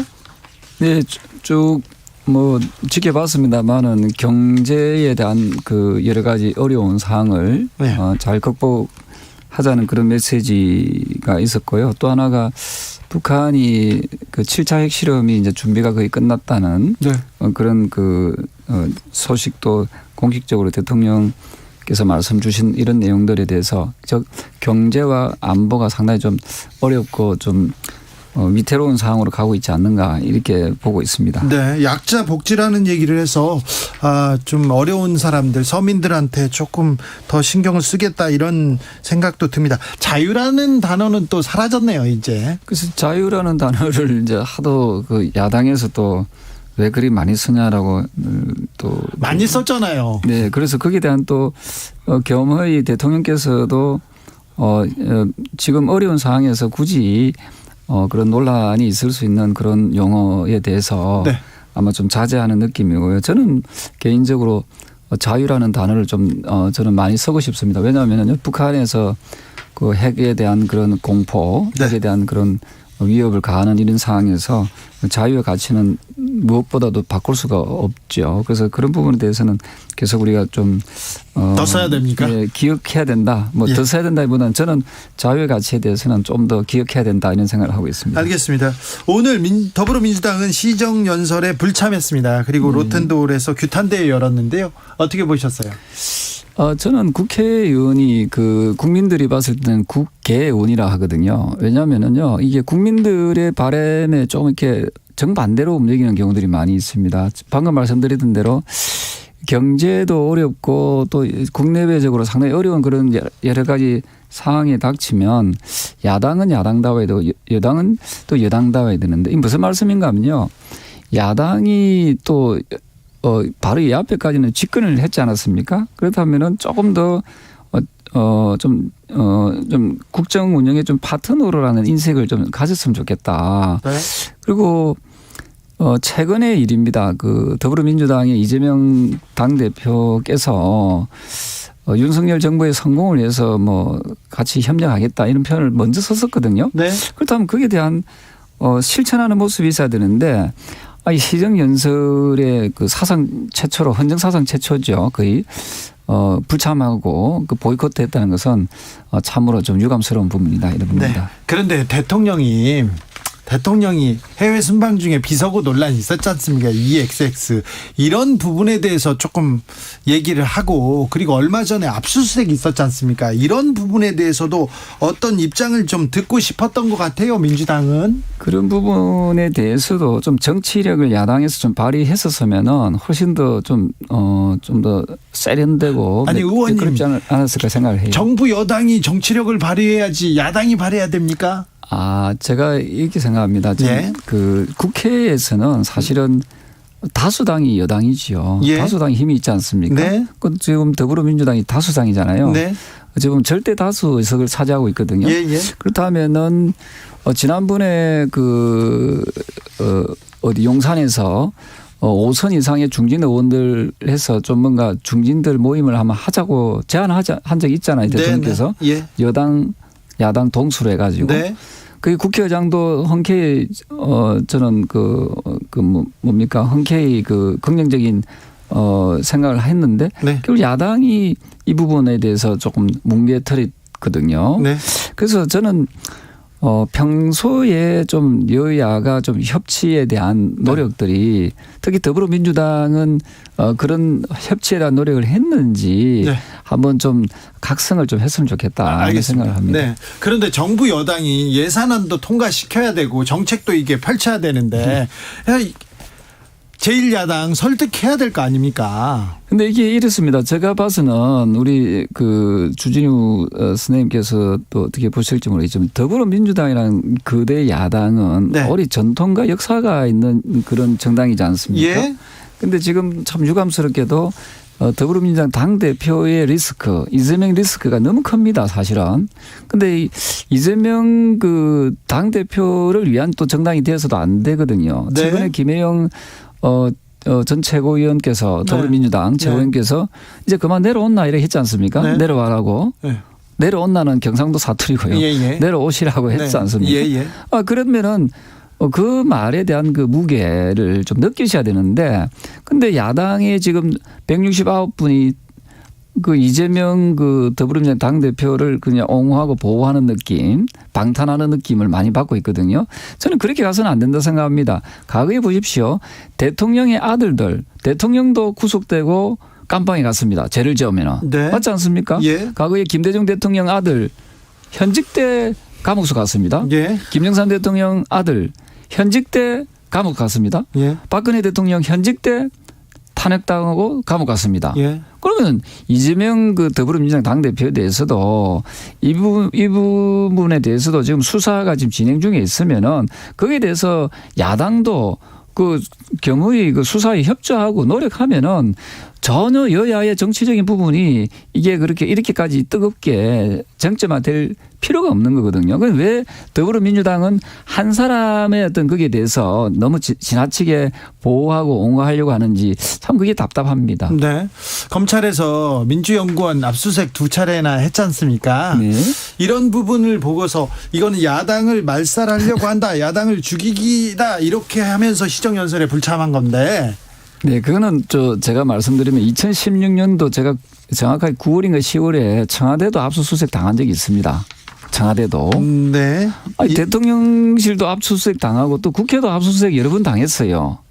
네. 그리고 근데 정당에 왜 압수수색 제가 그 이재명 더불어민주당 당대표는 사탕 한 개 받은 적이 없다 했잖아요. 네. 그럼 그게 떳떳하면은 이렇게 난리법석을 떨 필요가 없는 거지요. 그래서 그리고 그 민주연구원의 김용이라는 분이 지금 재직 중에 있는 거 아닙니까, 그죠? 예. 이분이 8억 4천만 원인가 뭐 그런 좀 언론에 그렇게 비춰지는데요. 네. 하여튼 수억 원의 수소 혐의가 나와서 지금 구속되어 있는 상태 아닙니까? 예. 그럼 이런 상태에 대해서 국민들은 그 진실 규명이 빨리 이루어지길 바라고 있고 네. 이 부분에 대해서 좀 그 더불어민주당에서 왜 자꾸만 보호하려고 하는지 잘 이해가 안 됩니다. 네. 2016년에 국정농단 사건 때 검찰에서 청와대 압수수색하겠다 그랬더니 청와대에서 막았습니다. 그런데 막았지만, 예. 나중에 이제 민정수석실에서 이렇게 민정수석실만 압수수색했고요. 다른 곳은 임의 제출했습니다. 네. 네. 네. 자, 대장동 특검해야 된다. 민주당에서는 얘기합니다. 자, 검찰이 한쪽은 계속 파고 한쪽은 계속 봐준다. 불공정하다. 특검으로 가자. 얘기하는 주장에 대해서는요. 참 저는 이해가 안 되는 게 작년에 9월 23일로 저는 기억나는데요. 그 우리 국민의힘에서 대장동 게이트가 터졌을 때 특검을 하자고 했습니다. 네.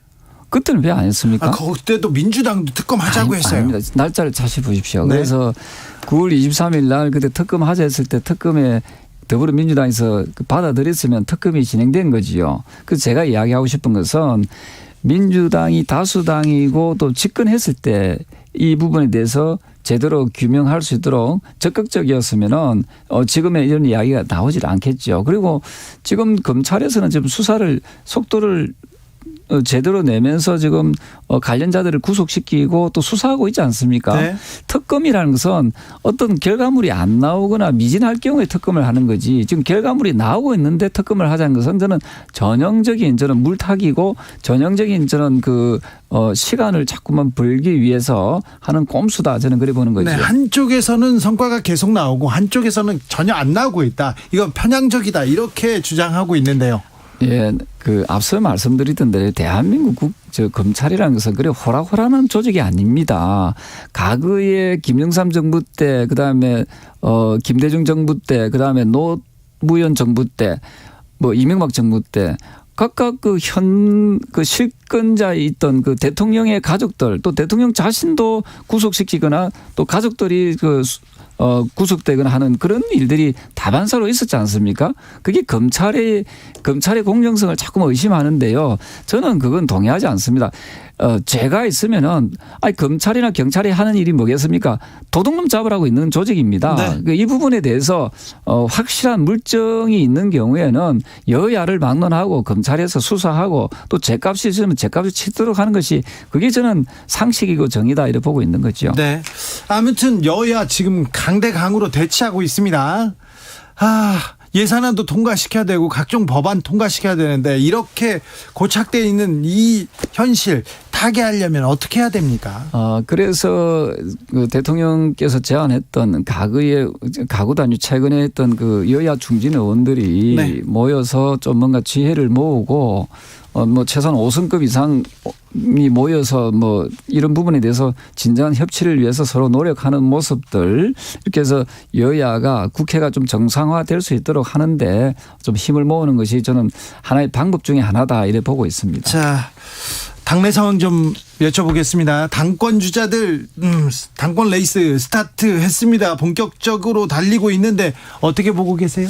근데 아직까지 저도 사실은 오늘 제가 출마 기자회견을 하려고 했습니다. 사실은. 네, 유력한 당권 주자입니다. 시기적으로 사실은 뭐 그 여러 가지 이제 이야기들도 있고 또 하나가 뭐가 있는가 하면은 이게 언제 하는지가 안 나와 있습니다. 예. 일부에서는 2월 달에 한다. 일부에서는 4월 달, 6월 달까지 나오거든요. 예. 그래서 제가 이 출마 그 선언 시기를 계속 조율하고 있습니다. 빨리 경선 룰도 다시 정해야 될 거고요. 다시 정해야 됩니까?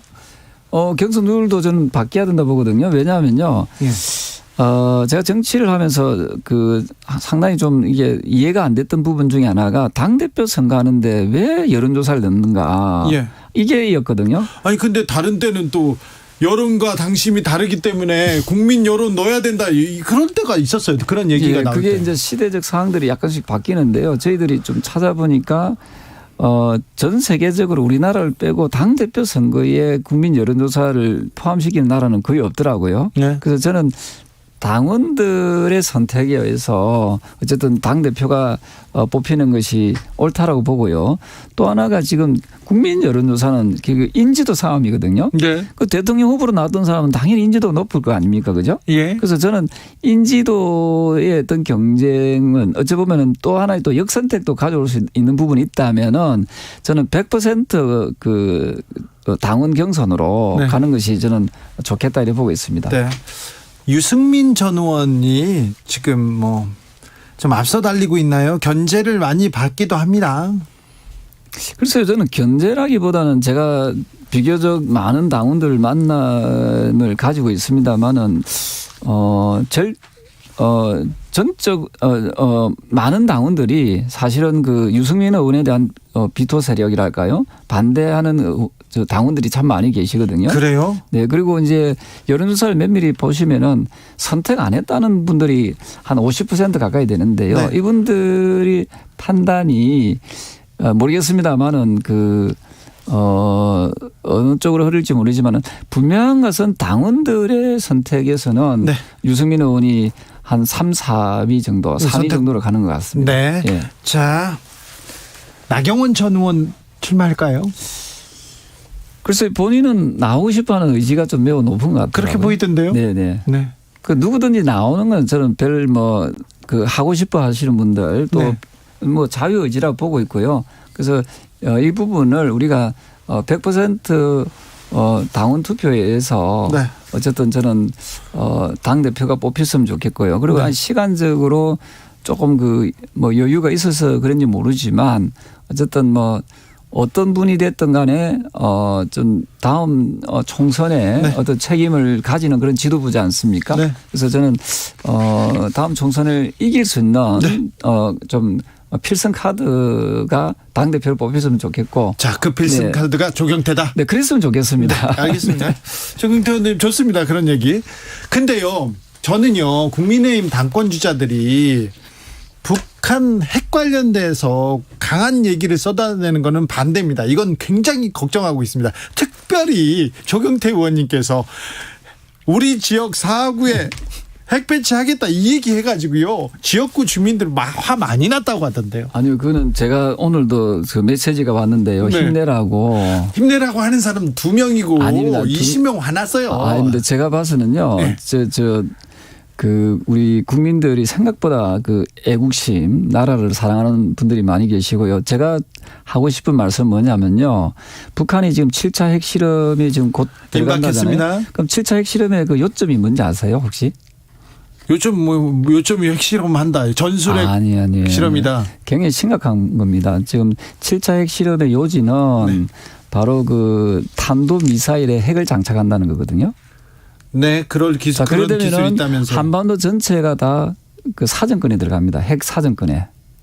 그리고 최근에 북한에서 탄도미사일이든 여러 가지 도발한 거는요. 미국을 향해서 한 게 아니라 우리 대한민국을 향해서 지금 그렇게 그 도발을 한 거거든요. 그래서 제 이야기는 뭐냐면요. 핵에는 핵 말고는 이것을 억제할 수 있는 방법이 없습니다. 아니 근데 핵 얘기하면 시원하고 뭐 든든한지는 모르겠지만 그러면 제가 하나 물어보겠습니다. 네, 북한의 핵 무장에 대해서 핵이 지금 최근에 9월 8일 날 북한이 핵 강령을 발표했지 않습니까? 그게 그렇네요. 보면요.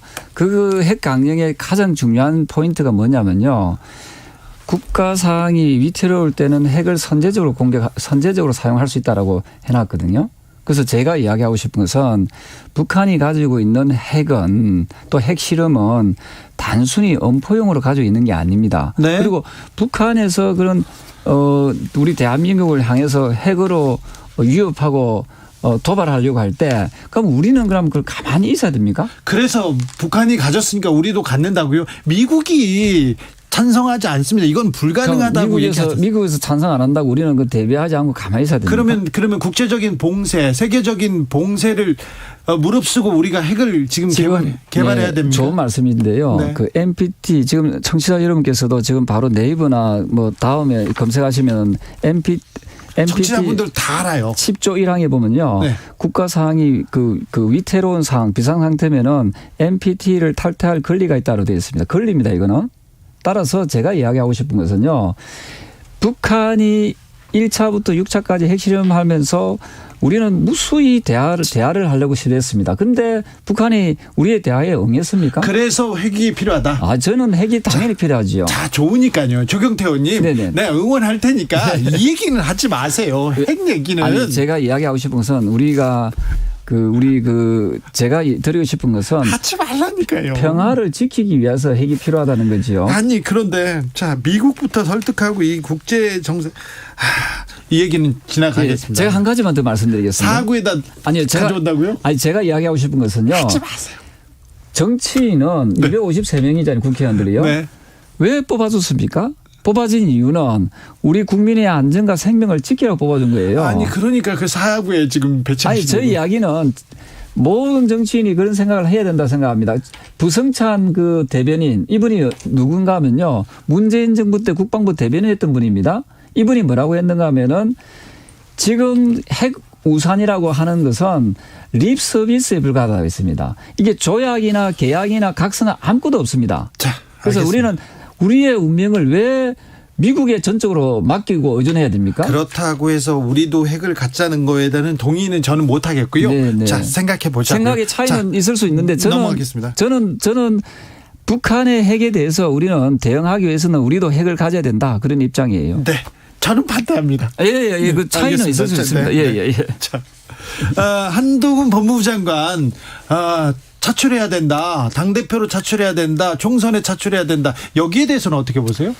그거는 개인의 어떤 그 의지이고 또 개인의 그 자유이죠. 예. 지금 그 법무부 장관으로서 좀 잘하고 있지 않습니까? 잘하고 있습니까? 예, 저는 잘하고 있다고 생각합니다. 소신껏 이 정치권의 어떤 그게 굴하지 않고 공갈과 협박에 굴하지 않고 잘하고 있고 잘 싸우고 있다. 뭐 제가 봤을 때는 최소한 김의겸이라는 그 더불어민주당 비례대표 의원님보다는 잘하고 있는 것 같아요. 네, 알겠습니다. 자, 레고 사태는 어떻게 풀어야 됩니까?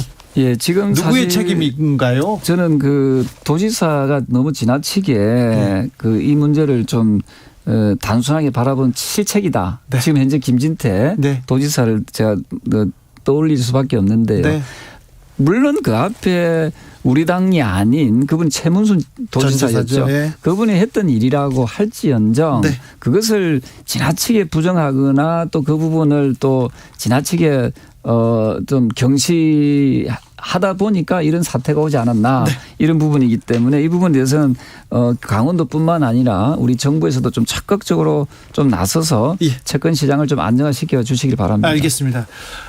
정치권에 대치만 있고 싸움만 있고 정치가 사라졌대요. 그러니까 또 조경태 의원님이 좀 정치를 좀 복원해 주십시오. 네, 최선을 다하겠습니다. 네, 알겠습니다.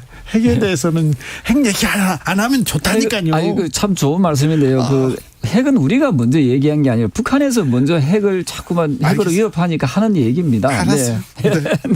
조경태 국민의힘 의원이었습니다. 감사합니다. 네, 감사합니다. 정치 피로, 사건 사고로 인한 피로, 고달픈 일상에서 오는 피로. 오늘 시사하셨습니까? 경험해보세요.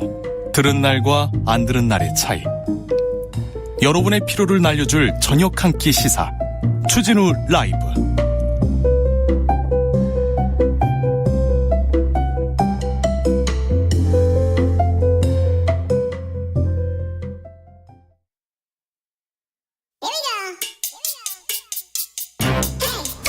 뉴스를 향한 진지한 고민, 기자들의 수다.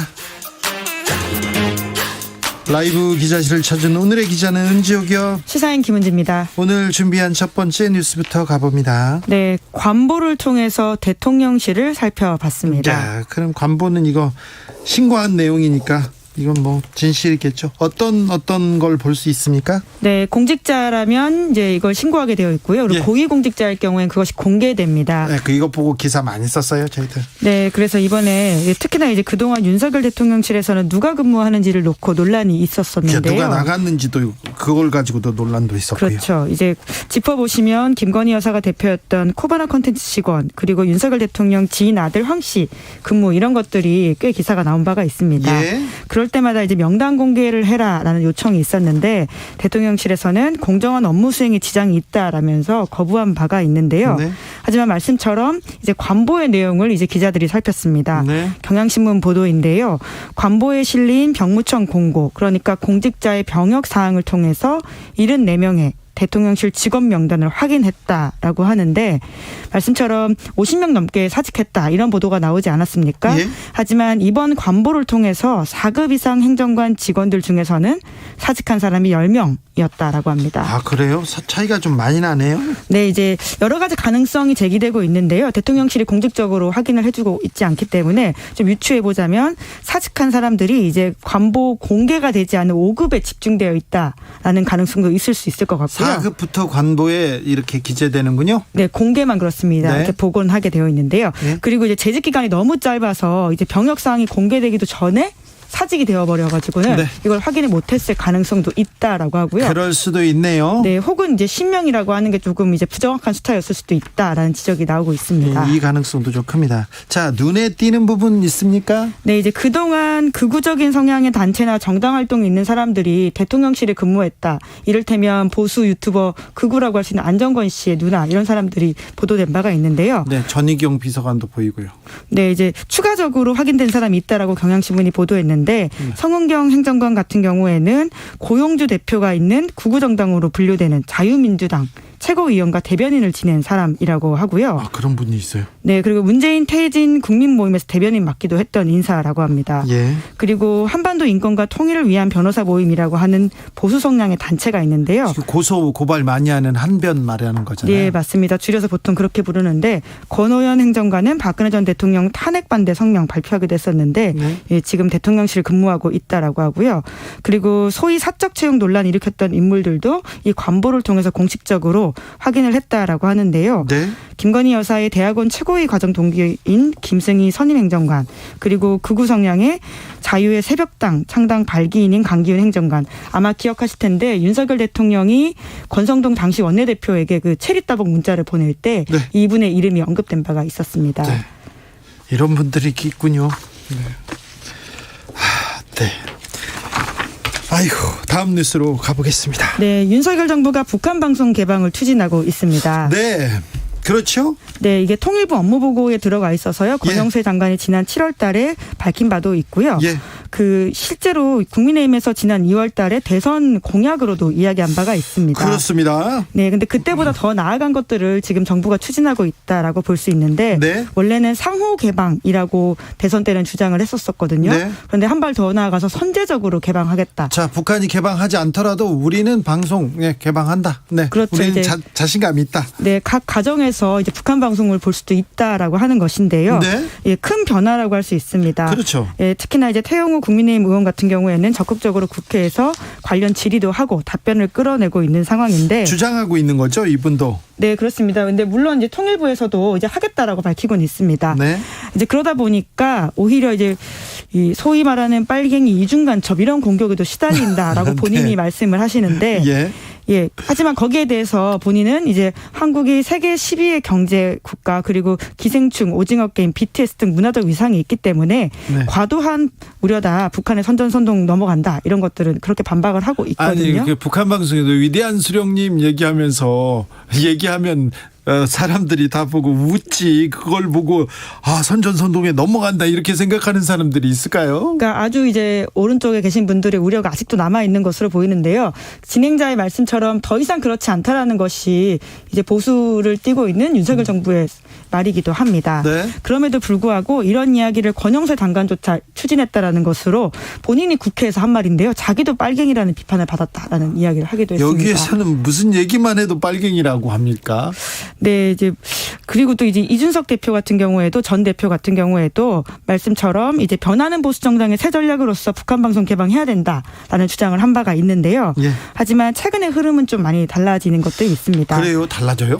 네, 아무래도 이제 북한의 도발이 계속되고 있고 7차 핵실험이 있다 보니까 북한에 대한 강경 발언 외에는 좀 공개적으로 언급하기 껄끄럽다라고 하는 것이 제가 취재했을 때 국민의힘에서 느꼈던 바인데요. 그런데 북한 이슈가 지금 또 떠오르지 않습니까? 네, 이제 그러다 보니까 이제 굉장히 선제적으로 북한에 대해서 대하는 태도보다는 그 굉장히 보수적인 그 전통적인 말씀처럼 고전적 무기로서 북한 이슈를 대하는 것들이 있다 보니까 아마 기억하실 텐데 정부 여당에서 김일성주의자, 주사파 이런 단어들이 좀 더 득세하고 있는 모습도 있습니다. 네. 그러더라도 우리가 북한 방송 개방해도 뭐 충분히 우리가 다 뭐라고 해야 돼? 아우를 수 있는 문화적 자신감이 있죠. 네, 그것은 윤석열 정부의 업무 보고 내용이기도 하고요. 네. 발표하는 사항이기도 합니다. 그렇죠. 누가 북한 방송 보고 와 멋있다, 나도 따라가고 싶다 그렇게 생각하는 사람이 얼마나 있겠어요? 네, 아주 소수 있긴 있겠지만 아주 소수다 이렇게 보면 될 것 같습니다. 자, 마지막으로 만나볼 뉴스는요. 네, 혹시 조용한 사직이라는 단어 들어보셨나요? 요즘 이렇게 조용한 사직 그런 얘기가 나옵니다. 네, 영어로 quiet quitting이라고 해서 직역하면 조용하게 직장을 그만둔다 이긴 하지만요. 실제적인 의미는 직장에서 최소한의 일만 하겠다라는 뜻을 가지고 있다고 합니다. 네. 미국에서 특히 이 단어가 유행을 해서 이런 이야기들을 하는 소셜미디어의 영상들이 굉장히 큰 반응을 일으키고 있다라고 하는데요. 그러니까 일은 당신의 삶이 아니고 당신의 가치는 당신이 하는 일의 결과물에 정의되지 않는다.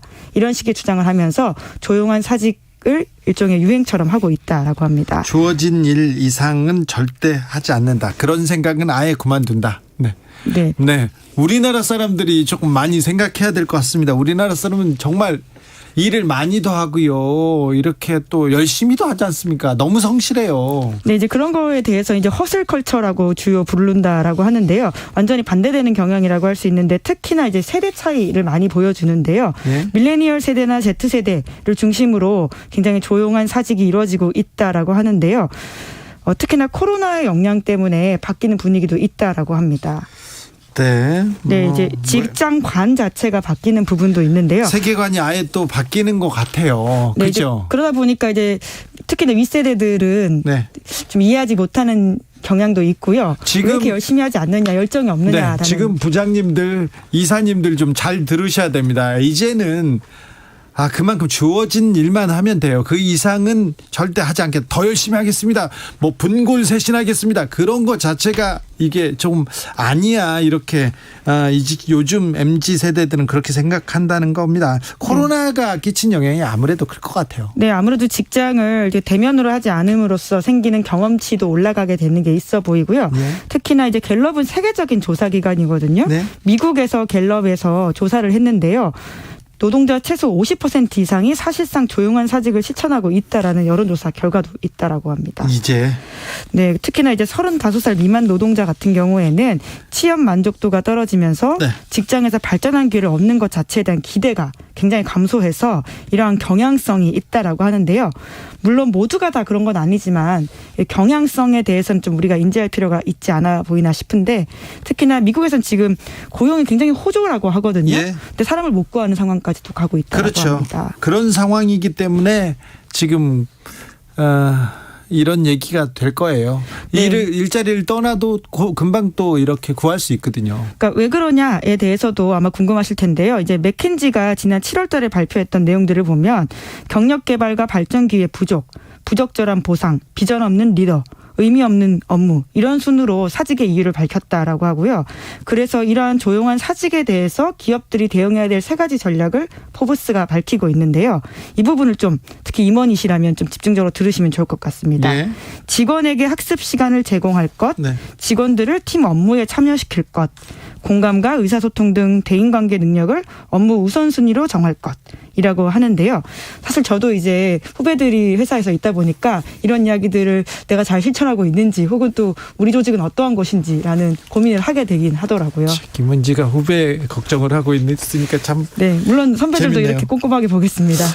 그런데 우리는 어떤지 좀 생각해 봐야 되겠는데 우리는 회사에서 휴가 간다고 하면 눈총 주고 그러는 회사가 아직도 많습니다. 휴가를 못 쓰는 회사들도 아직도 많아요. 주 52시간 뭐 이거 안 지키고 주 5일째 안 지키는 회사도 많습니다. 직원들에게 학습 시간을 제공할 것. SPC에서 노동자들이 계속 외치는 내용이 점심시간을 보장하라예요. 점심시간을 보장하라. 그런데 우리는 어떤지 참 그만큼만 하면 되거든요. 사실은 우리나라 기업들한테 이 노동자들이 돈 많이 벌어줘요. 대기업 돈 많이 준다고요. 더 많이 돈을 벌어주니까 더 많이 요구해야 된다고 저는 생각하는데 너무 성실하게 일하고 너무 착하게 가만히 있어요. 근데 물론 또 윗세대의 반론과 생각들을 좀 들어볼 필요가 있을 것 같다는 생각 드는데요. 아니 우리 선배들 제가 휴가 간다고 얘기하니까 어디 기자가 휴가를 가 막 그런 얘기를 했어요. 주말에 저 어디 지방 좀 가게 어디 무슨 일이 터질 줄 알고 그리고 그 선배들 계속 술만 먹더라고. 좋은 직장 만들기가 핵심이라고 보시면 될 것 같습니다. 누군지는 얘기 안 하겠습니다. 일터를 어떻게 잘 만드는. 조현수님께서 직장은 생계 유지의 수단이고 자신의 정체성은 오히려 취미가 말해줍니다. 그러니까요. 오케이님 부적절한 보상 제일 큰 요인입니다. 맞아요. 일을 시켰으면 그만큼 보상이라도 해야 되는데 좀 안전하게 그런 생각해봅니다. 네. 시사인은 뭐 좋은 회사니. 예, 전 제 일을 좋아하고 저희 직장을 좋아합니다. 알겠습니다. 기자들의 수다 시사인 김은지 기자 함께했습니다. 감사합니다. 네, 고맙습니다. 교통정보센터 다녀올게요. 김한나 씨. 네, 현재 서울 시내는 퇴근 정체가 한참입니다. 올림픽대로 공항 쪽으로는 영동대교부터 밀려서 가양대교까지 어렵고요. 강변북로 일산 쪽으로는 동호대교에서 가양대교 쪽으로 몰림 풀림 반복하고 있습니다. 고속도로는 경부고속도로 서울 방면 신갈분기점에서 판교 분기점까지 11km 구간에 차들이 몰려있고요. 이 전후로는 안성분기점에서 남사부근 또 오산부근에서 동탄분기점 다시 양재에서 한남나들목까지 더디게 지나고 있습니다. 평택 제천고속도로 평택 방면으로는 서안성 부근에서 낙하물을 처리하고 있습니다. 부근으로 밀리고 있어서 주의하셔야겠고요. 이후로는 서안성에서 다시 안성분기점 까지 짧게 서행 흐름 보이고 있습니다. 또 서해안고속도로 서울 쪽으로는 서평택 분기점에서 화성 휴게소 부근 9km 정체고요. 내송 일대 그리고 광명역에서 금천까지 더디게 지나고 있습니다. KBS 교통정보센터였습니다.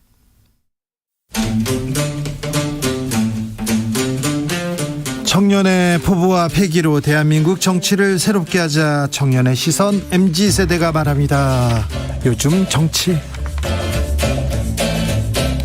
2030 청년 정치인 어벤져스 청벤져스 출발합니다. 안녕하십니까. 국민의 김용태 전 최고위원입니다. 안녕하세요. 더불어민주당 권지웅 전 비대위원입니다. 네. 이준석 전 대표가 요즘 조용하네요. 아무래도 지금 경찰이 송치를 했기 때문에 검찰 조사에 좀 집중하려고 하는 것 아닌가에 대한 생각이 있습니다. 그래도 정치적 발언을 이렇게 오랫동안 멈췄나 이런 생각도 합니다. 요즘 어떻게 지냅니까? 최근에도 저도 연락을 좀 많이 못했는데 아무래도 지금 상황이 그러니까 정치적인 상황을 고려했을 때 이준석 대표한테 유리한 상황은 아니니까요. 네. 검찰 혐의를 좀 무혐의를 받고 그런 걸 좀 벗겨낸 다음에 아무래도 정치적인 행보를 좀 하려고 하지 않을까 그렇습니까? 생각됩니다. 네. 오늘 시정연설 어떻게 보셨습니까? 권지웅? 저는 그 연설 내용을 텍스트로 봤는데요. 네. 근데 사실 이제 각 부처에서 주요 사업들을 이제 그냥 병렬적으로 나열해서 묶어놓은 것처럼 느껴졌어요. 그러니까 이게 지금 대통령께서 국정의 문제가 정확히 무엇이고 그것을 어떻게 해결하려고 하는지 그런 의지가 전혀 느껴지지 않는 시정연설이긴 했습니다. 그래서 그래요? 뭐 예를 들면 민생이란 단어도 쓰시고 하셨지만 네. 정말로 그런 의지가 있는가? 예를 들면 지금 뭐 국가의 재정을 확보하기 위해서라고 말하시지만 지난 7월 달에 그 기재위 통해 가지고 그러니까 그 세금을 깎아주는 그런 법안을 만들겠다라고 이제 말을 했어요. 특히나 증여세 같은 것도 깎겠다라고 했는데 또 뭔가 세수는 제대로 확보하지 않으면서 뭔가 이 국가의 재정은 다시 채우겠다라고 말하는 게 또 앞뒤가 안 맞는 것 같기도 하고 여러모로 그 전에 행보까지 연결해 봤을 때 진정성이 좀 느껴지지 않았습니다.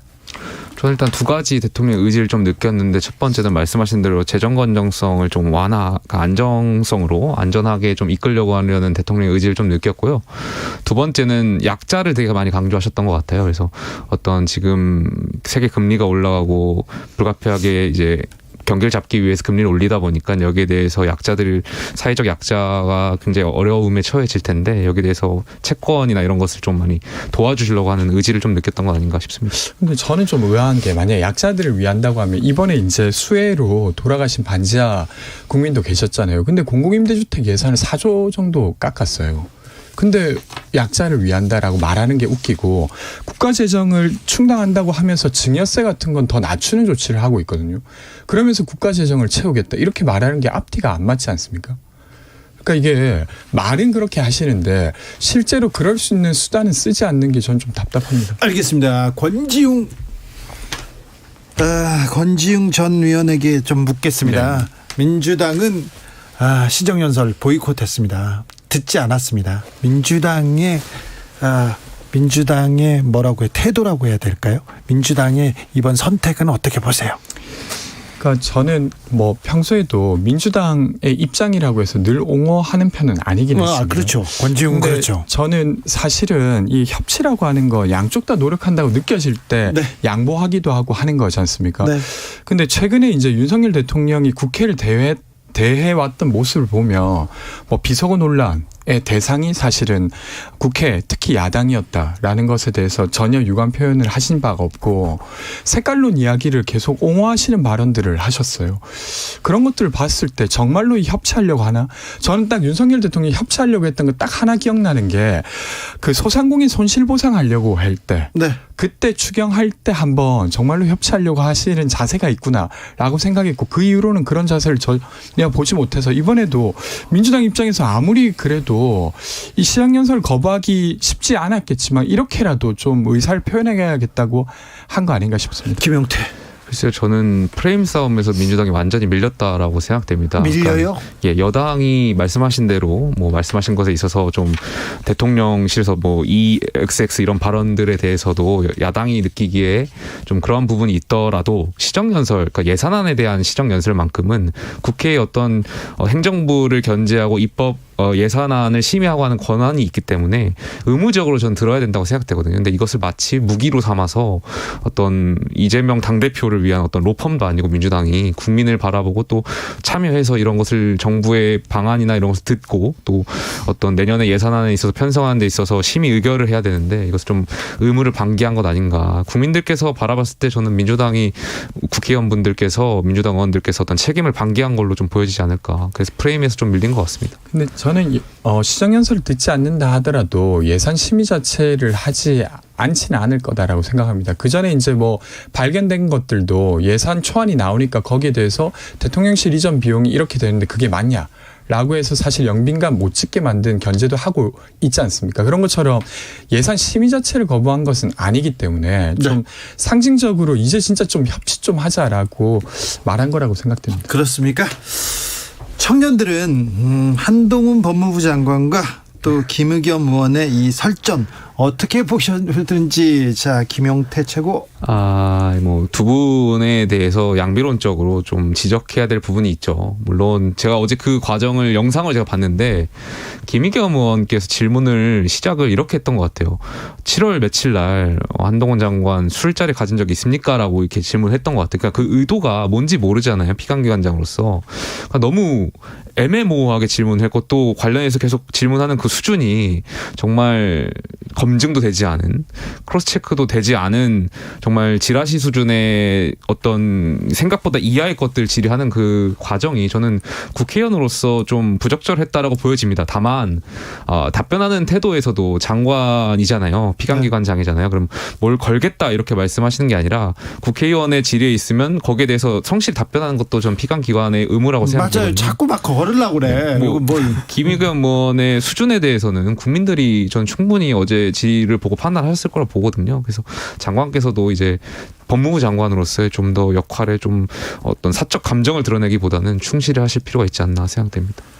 저는 한동훈 장관이 엄청 감정적이었다고 보고, 그리고 국회의원을 대하는 태도도 적절하지 못했다고 생각합니다. 그러니까 뭐 국회의원이 대단한 자리라서 그를 하대하면 안 된다 이런 게 아니라 사실은 의혹을 던질 수 있는 자리잖아요. 그리고 그 의혹을 던지라고 그 권한을 준 것이고, 예를 들면 과거에 이은재 전 국회의원이 MS 관련한 걸로 사퇴하십시오라고 조희연 교육감에게 막 소리를 질렀습니다. 근데 그 자리에서 조희연 교육감은 뭐 확인해보겠다 이렇게 말했지, 뭐 그거 아니면 당신 사퇴할 거냐 이렇게 되묻진 않았어요. 왜냐하면 의혹을 받고 그것을 해소해주는 위치에 있다는 걸 알기 때문이죠.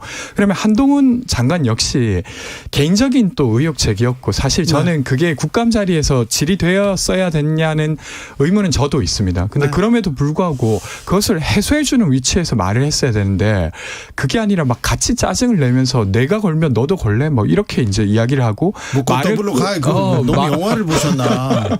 아니 말을 끊으면서 내가 기회 줄 테니까 뭐 이렇게 할래? 막 이렇게 이야기하시는 게 어제 답변 과정을 보니까 저는 어쨌든 한동훈 장관이 그 자리에는 뭐 있었는지도 모르겠지만 안 갔다는 건 확실한 것 같습니다. 그 답변하시는 과정을 보니까요, 저는 안 갔다라고 생각되어지더라고요. 한동훈 장관이 오늘 개인 자격의 입장문 냈습니다. 명백한 허위 사실과 유튜브 등으로 유포한 유튜브와 협업했다고, 김의겸 민주당 대변인 민영사상 법적 대응 책임을 물을 거라고 얘기했습니다. 법무부 장관이 민영사상 또 소송을 합니다.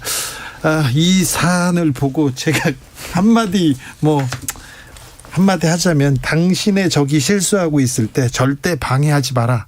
나폴레옹의 말입니다. 네.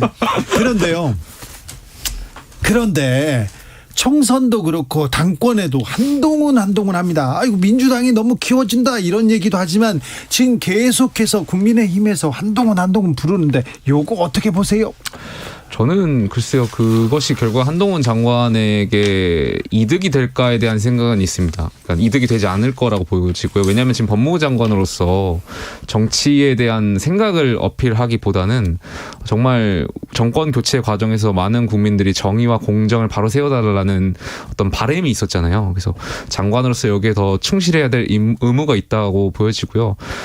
다만 일각에서 지금 당대표 선거에서 이제 한동훈 장관 출마설이 계속 나오는 이유는 그만큼 어떻게 보면 용산의 의중이 어느 곳으로 정해지지 않았을까에 대한 반문 아닐까에 대한 생각도 있고요. 그런 부분도 있죠. 그러니까 지금 국회가 제 노릇을 하고 정치의 역할을 제대로 해준다면 그러한 추측도 없지 않을까. 그러니까 결과적으로 정치권이 더 잘해야 되지 않을까에 대한 생각이 있습니다. 일단은 뭐 정치적 행보를 하고 계신 것 같긴 해요. 근데 이제 물론 이제 더 부각되고 있는 것은 민주당의 일부 의원들이 좀 부적절한 질의를 할 때 거기에 막 이렇게 좀 속 시원하게 대답했다라는 것 때문인 것 같은데, 근데 정치라고 하는 게 매번 그런 장면만 있는 게 아니라 사실 국정을 이끌 비전 같은 게 있어야 되잖아요. 물론 이제 한 명의 국회의원마다 모두 그런 비전을 가져야 되는 건 아니지만 한동훈 장관처럼 막 이렇게 언급되는 분들에게는 그런 게 필요할 것 같은데, 예를 들면 그런 성실함이 있으신지는 아직은 잘 모르겠습니다. 그러니까 법무부 장관으로서 N번방 관련한 질의를 받았을 때도 자기가 아는 선에서 이야기를 하시면 될 텐데 사전 질의 안 주셨잖아요. 막 이렇게 하면서 핀잔을 대면서 결국 대답을 안 한다거나, 아니면 뭐 민생 관련한 수사는 검경 수사권 분리 때문에 못 한다고. 사실 이건 사실관계랑 또 다른 부분이거든요. 그런 모습을 국민들이 또 기억하고 있어서 또 어떤 정치인이 될지는 지켜봐야 될 것 같습니다. 저는 그 국감장이든 어떤 장소든 법무부 장관한테 총선 출마할 거냐는 질문 좀 안 했으면 좋겠어요. 그 만약에 설사 총선 출마하고 싶은 마음이 있더라도 거기서 그럴 수는 없잖아요. 네, 그런 질문을 저는 왜 하는지 좀 의도를 잘 모르겠어서. 일리가 있으나 또 절대 지면 안 돼. 난 한 질문에서도 절대 안 질 거야. 이런 것도 보여주는 것도 이게 또 정치하고는 정치적 DNA는 좀 부족한 거 아닌가 이런 생각도 해봐요. 싸워서 이기면 뭐 할 거예요 거기서.